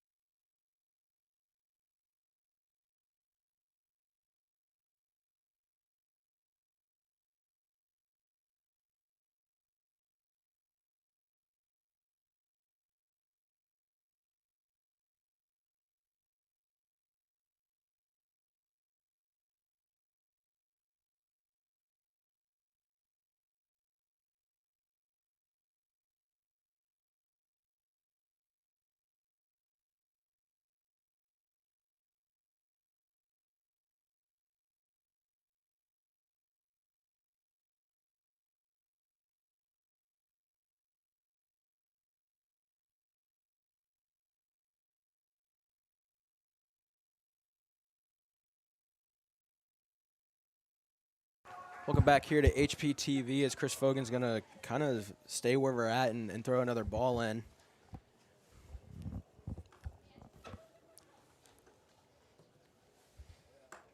He's going to complement that with a strike, so we go 1-1 here.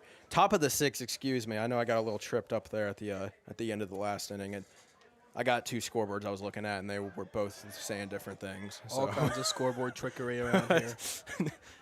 We got the live stream scoreboard and then the scoreboard here at BHS. Everyone is trying hard, though, and I respect it. Blows one by him. Yeah. Bringing the heat, Chris Fogan. Tell you what, though, I mean, I know we kind of glazed over it a little bit. Braden Owens, great play there out there and left to grab that ball. A little high. Another full count, believe it or not. Full count once again. Got him. Great pitch there from Chris Fogan. He's getting a little bit of swagger on the mound.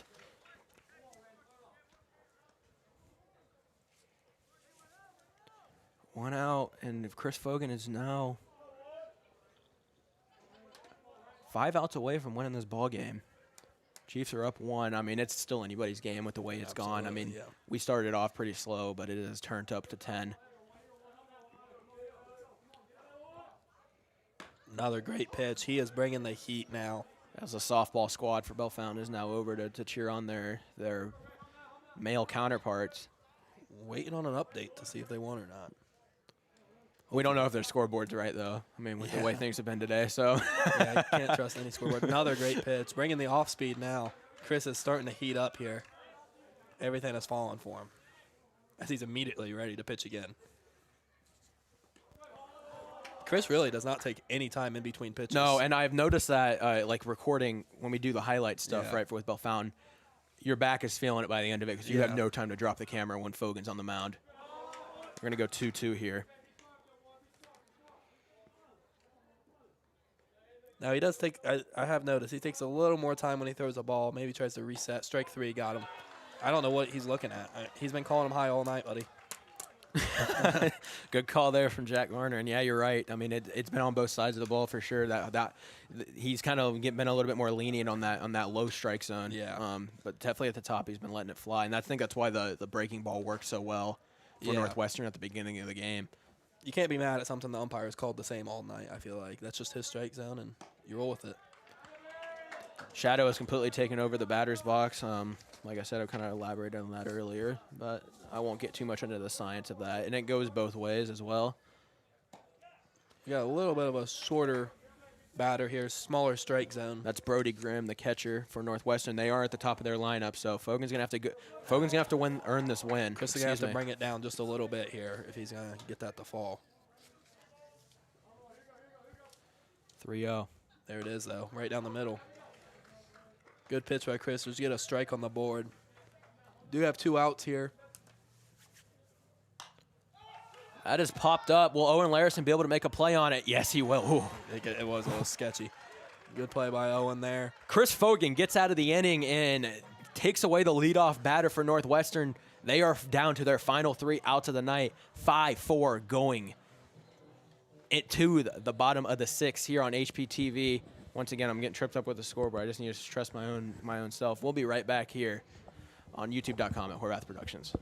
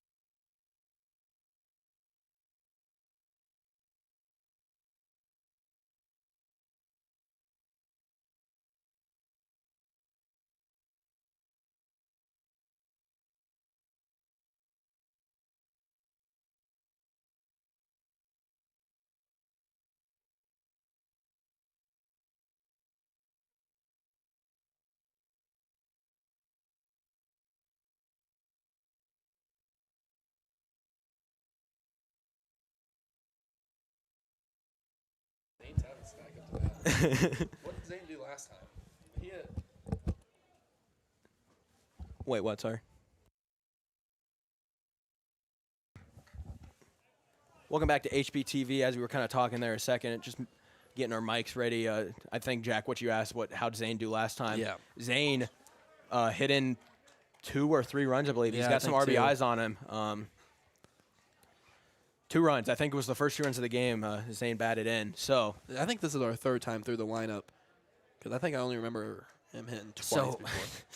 God, I hate to talk about the sun again because I've talked about it a lot. Zane does have glasses on right now. Now, Jack, Yeah. if you're you, I mean, you used to play baseball. Are you batting with glasses when the batter's box is in a shadow? It's a bold strategy. I Maybe- never batted. I was superstitious. Never batted with glasses. I don't think I've ever. I didn't like how it felt under my helmet too. Like it just I don't know. Vision's a big thing as well, and I just the different color also would affect me personally.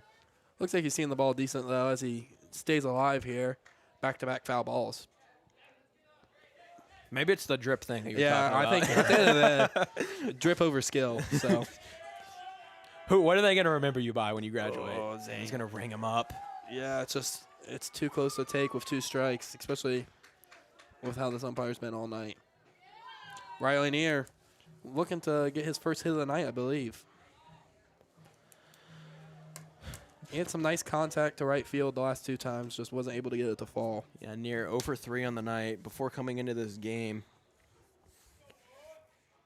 was batting 1,000. Riley Neer was batting 1,000 going into tonight. Not quite there tonight. Riley Neer had 1 at bat, 3 RBIs, 4 stolen bases crazy. against Lima Bath on He Tuesday. only batted once. That makes sense. Must have been a run rule game, maybe. Yeah, one maybe. huge inning for the Chiefs, and then 1 at bat for Riley Neer. So interesting to see what happened there. I think he's just a little bit behind everything tonight. Neer takes a big cut. Like Yeah, he if one, does. and I don't see Neer make huge contact. I feel like one of these days, if he does, though, it's going right to that center left field gap. I'd like to see one in the skate park. Man, that'd be wild. Good eye. Jack, I don't think, and I don't know how much high school baseball you watched when you were really into baseball growing up. I don't think I've ever seen a straight shot center 400-foot home run here at Bellefontaine High. I don't think I have either. I've seen a lot of left field home runs. I don't know about a lot, but I've seen The several. most of the home runs, and it's very it shallows out very much here at Blue Jacket Park. Dead center would be, maybe we'll jinx it. Or maybe we'll see one right now. Honestly, I would be impressed. I don't care who it was. I don't care if it was Wayne High School or Springfield High or Bellefontaine, a kid from Bellefontaine that hit it. That would be cool to see. I think it's like 390 at center here. Ball 4. Riley gets on base here. Riley, And that's the last thing you want if you're Northwestern is Near on base. He's a deadly base runner. Riley Neer ran a 4.40 at Dayton last year in a camp. I imagine he's quicker now. Jack, you're pretty close with Riley. Have you seen him run a 40 recently? He's still cooking. I'll tell you that. He's a little bit out of camp season and stuff, so he might be running like a 4.4 now or a 4.5, but he's still plenty fast. As we get Chris Fogan has been on the mound up. Look for a bunt here if you're the Chieftains. Yes. Wow. Oh my goodness! I could be a statistician. I mean, I'll be an analyst. I greatly underestimated Zach Corbat's baseball IQ. I'd like to apologize. I leave the shadow conversation in the back pocket. Yeah. I surprise a lot of people with the shadow. Do you go to the bunt again here? Yes, I do. I mean, I know the way Coach Hoga plays ball, and I know the way he likes to play small ball. I think you definitely bunt here, but now they're thinking about Riley. This is exactly what you want if you're Chris Fogan. That was a nice lazy throwback by the pitcher there. Just keep just keeping him on his toes. Yep. Neer doesn't need a big lead, and he goes. Oh. Chris Fogan just lets him go. A little bit of batter interference, maybe. Oh, my. What a throw from Brody Grimm, the freshman for Northwestern. Wow. Can't believe we're not on hit and run there. That was a tough pitch to take when we know we're stealing. What a throw there for Brody Graham. Really kind of had a little bit of interference from Fogan. Still makes the throw, and Gunn's one of the quickest kids in the Central Buckeye Conference out, if not the fastest. Yeah. What a throw. 2 outs for the Chiefs. And I imagine it's going to be one that Near's probably going to be wishing, because he did not have a huge lead over there, Jack, at all. I mean, it was probably maybe a couple feet off. And next time they're going to know if. Oh, Coach Hogue talking to the umpire. I'm not sure about what, but it is getting a little chilly up in the booth here. Strike 3. All righty, Northwestern handles Bellefontaine pretty convincingly off of a terrific throw by Brody Graham, the freshman for Northwestern. We are going to go to the top of the 7th. Northwestern needs a run to stay in this ballgame to force extras and 2 to take the lead. So we'll be right back here on HPTV as we're coming down to the wire here at Blue Jacket Park.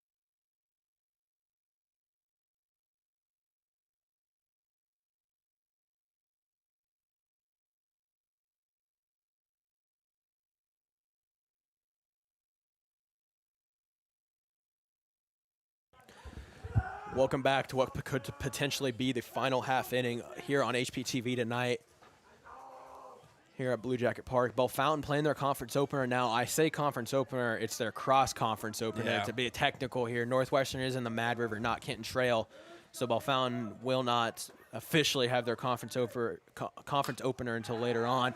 That's going to be down the right field line, foul. It is, however, their home opener. It is their home opener, indeed. And you want to win these cross-conference games. You're the bigger division. If you're the Kenton Trail, you want to beat up on the little guy in a way. And to you, it's kind of embarrassing. It feels like the batter did not like that call. This batter does have drip. I will give him that. Maybe the dirt smeared on the helmet. Caleb Vell in for Northwestern, and he's going to put a bat on the ball. It's a good way to stay alive if you're him. Probably could have let that one go away, but like you said, Jack, you'd rather have a guy swinging all day than watching balls go right in. Chris Fogan just has to Chris Fogan just needs to keep away from the pressure. So if he can get this first out, that's huge. It's not a terrible pitch, I'm not going to lie. It might have been a little overreaction by the batter there. Kind of acted like he was going to take his noggin off. I would like to make a correction. Bellefontaine does have a game tomorrow against Fort Laramie at Fort Laramie. When I stated earlier, I was talking about CBC play. My apologies. Bellefontaine will officially start their conference opener on Monday, and we have a time here. I can't believe they keep letting him call time like as he's pitching. Chris is built for the pitch clock. Yeah, I mean he's built for it. I mean he wish they could get one installed right now. Yeah, he's getting a little loose here. Vale has 3 straight balls here. You gotta at least make it close here. Try to get him to swing at the bare minimum. This is kind of ridiculous. This is they're taking into what the MLB used to be up until 2 years ago. It's gonna be a bat put to shortstop. Good routine put out there for Jackson. By Chris. Threw 3 straight balls, put one in the strike zone, and trusted his defense. Jackson Hoskins putting them away. Northwestern down to their final 2 outs of the night. Reed Smith coming in. sophomore center fielder and shortstop for the Warriors. Yeah, Chris does. I mean, that's obviously why the batters are calling time so much, is because he's just so quick to pitch again. He suffocates the batters. 1 out. Fogan fires. It's going to be the first ball. Pitch. Was a ball, but it was a good first pitch, I believe. Foul off behind us. 5 strikes away for the Chiefs.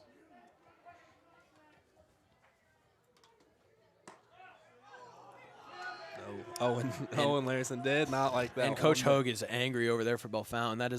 That's a strike he's been calling all night. Yeah, and I did jinx it. Gives Fogan a ball here. 2-1. And then he gives it back. All right, you know, he's one of those that. Yeah. Owen would have lost his mind. It's not pretty when Owen loses his mind. Nice pitch, good fight by the batter.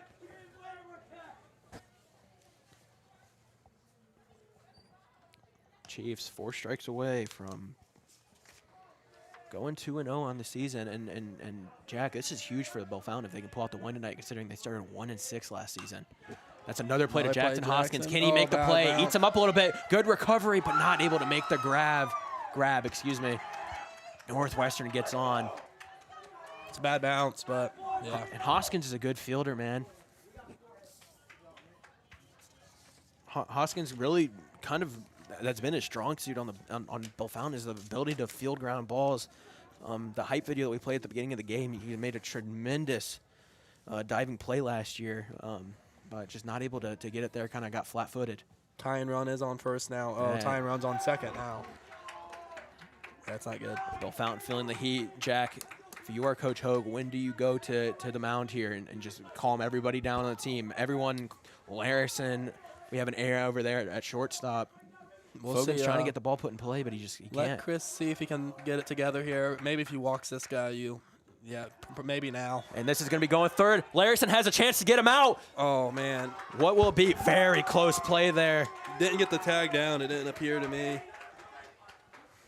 And Northwestern is in prime real estate position. 2-0, 1 out. It's not great. Anything, and I imagine number 6 here, Reed Smith, is running. If you're a Chief, it's a ground ball.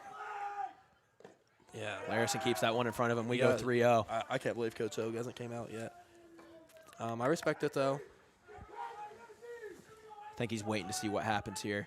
There's a strike. Fogan fires one in, 3-1. Jack, are you on the edge of your seat a little bit as a Bellefontaine student? I am. I'm beyond the edge of my seat. There he goes. Big swing. This would be a huge strikeout. If Chris can get a strikeout here, I mean, you get to 2 outs. That runner on third hardly even matters at that point. Oh, but he stays alive. Oh, watch out over there by the softball field. Man. Good thing the softball game is over. You know, the softball players are safe and sound. I've never actually heard of an injury coming from a stray ball around here. Have you? I mean, I have not. I've seen some farm league terror. Yeah, so have I. I have too. Strike 3, huge strikeout. Owen Larson is juiced up. Not literally juiced up, pumped up. Big strikeout there for Chris Fogan. And here we go, number 25, Braden Owens, who kind of got Northwestern into the position that they're in, has a chance to redeem himself completely here by knocking his boys in for a tying run. What do you think the conversation's about here? I mean, you are the baseball expert. Man. Honestly, I don't really know what you say to a hitter here. I mean, he knows the job that he needs to do, unless it's a strategy call, but what would the strategy call be? They're not thinking about a steal home here. That'd be cool. Surely not. I mean, it would be sick to watch if you're a Bellefontaine fan if you don't want it to happen against you, but what is the plan here? Unless he has a 4.6 40, he's not bunting. I really hope Chris, puts us away. It is getting chilly up in the press box. Jack Varner is becoming slightly uncomfortable. Shorts and a T-shirt. Are you a sleeves guy on the O-line, or do you believe in the O-line guys don't wear sleeves? Okay. Bang, good first pitch by Chris Fogan. 2 strikes away from putting this thing away. Northwestern not going down easy, though. Runner in scoring position on third. 2 strikes. Big cut 1 strike down. Owens. Now, if you're Fogan here, I'm looking off speed, and he's ready to fire it in right away. Here we go. He's bringing heat, yeah. That's another thing you got to look for. It's crazy. Ball. How does he even like decide what pitch he's throwing? I mean, he's throwing within 1 second.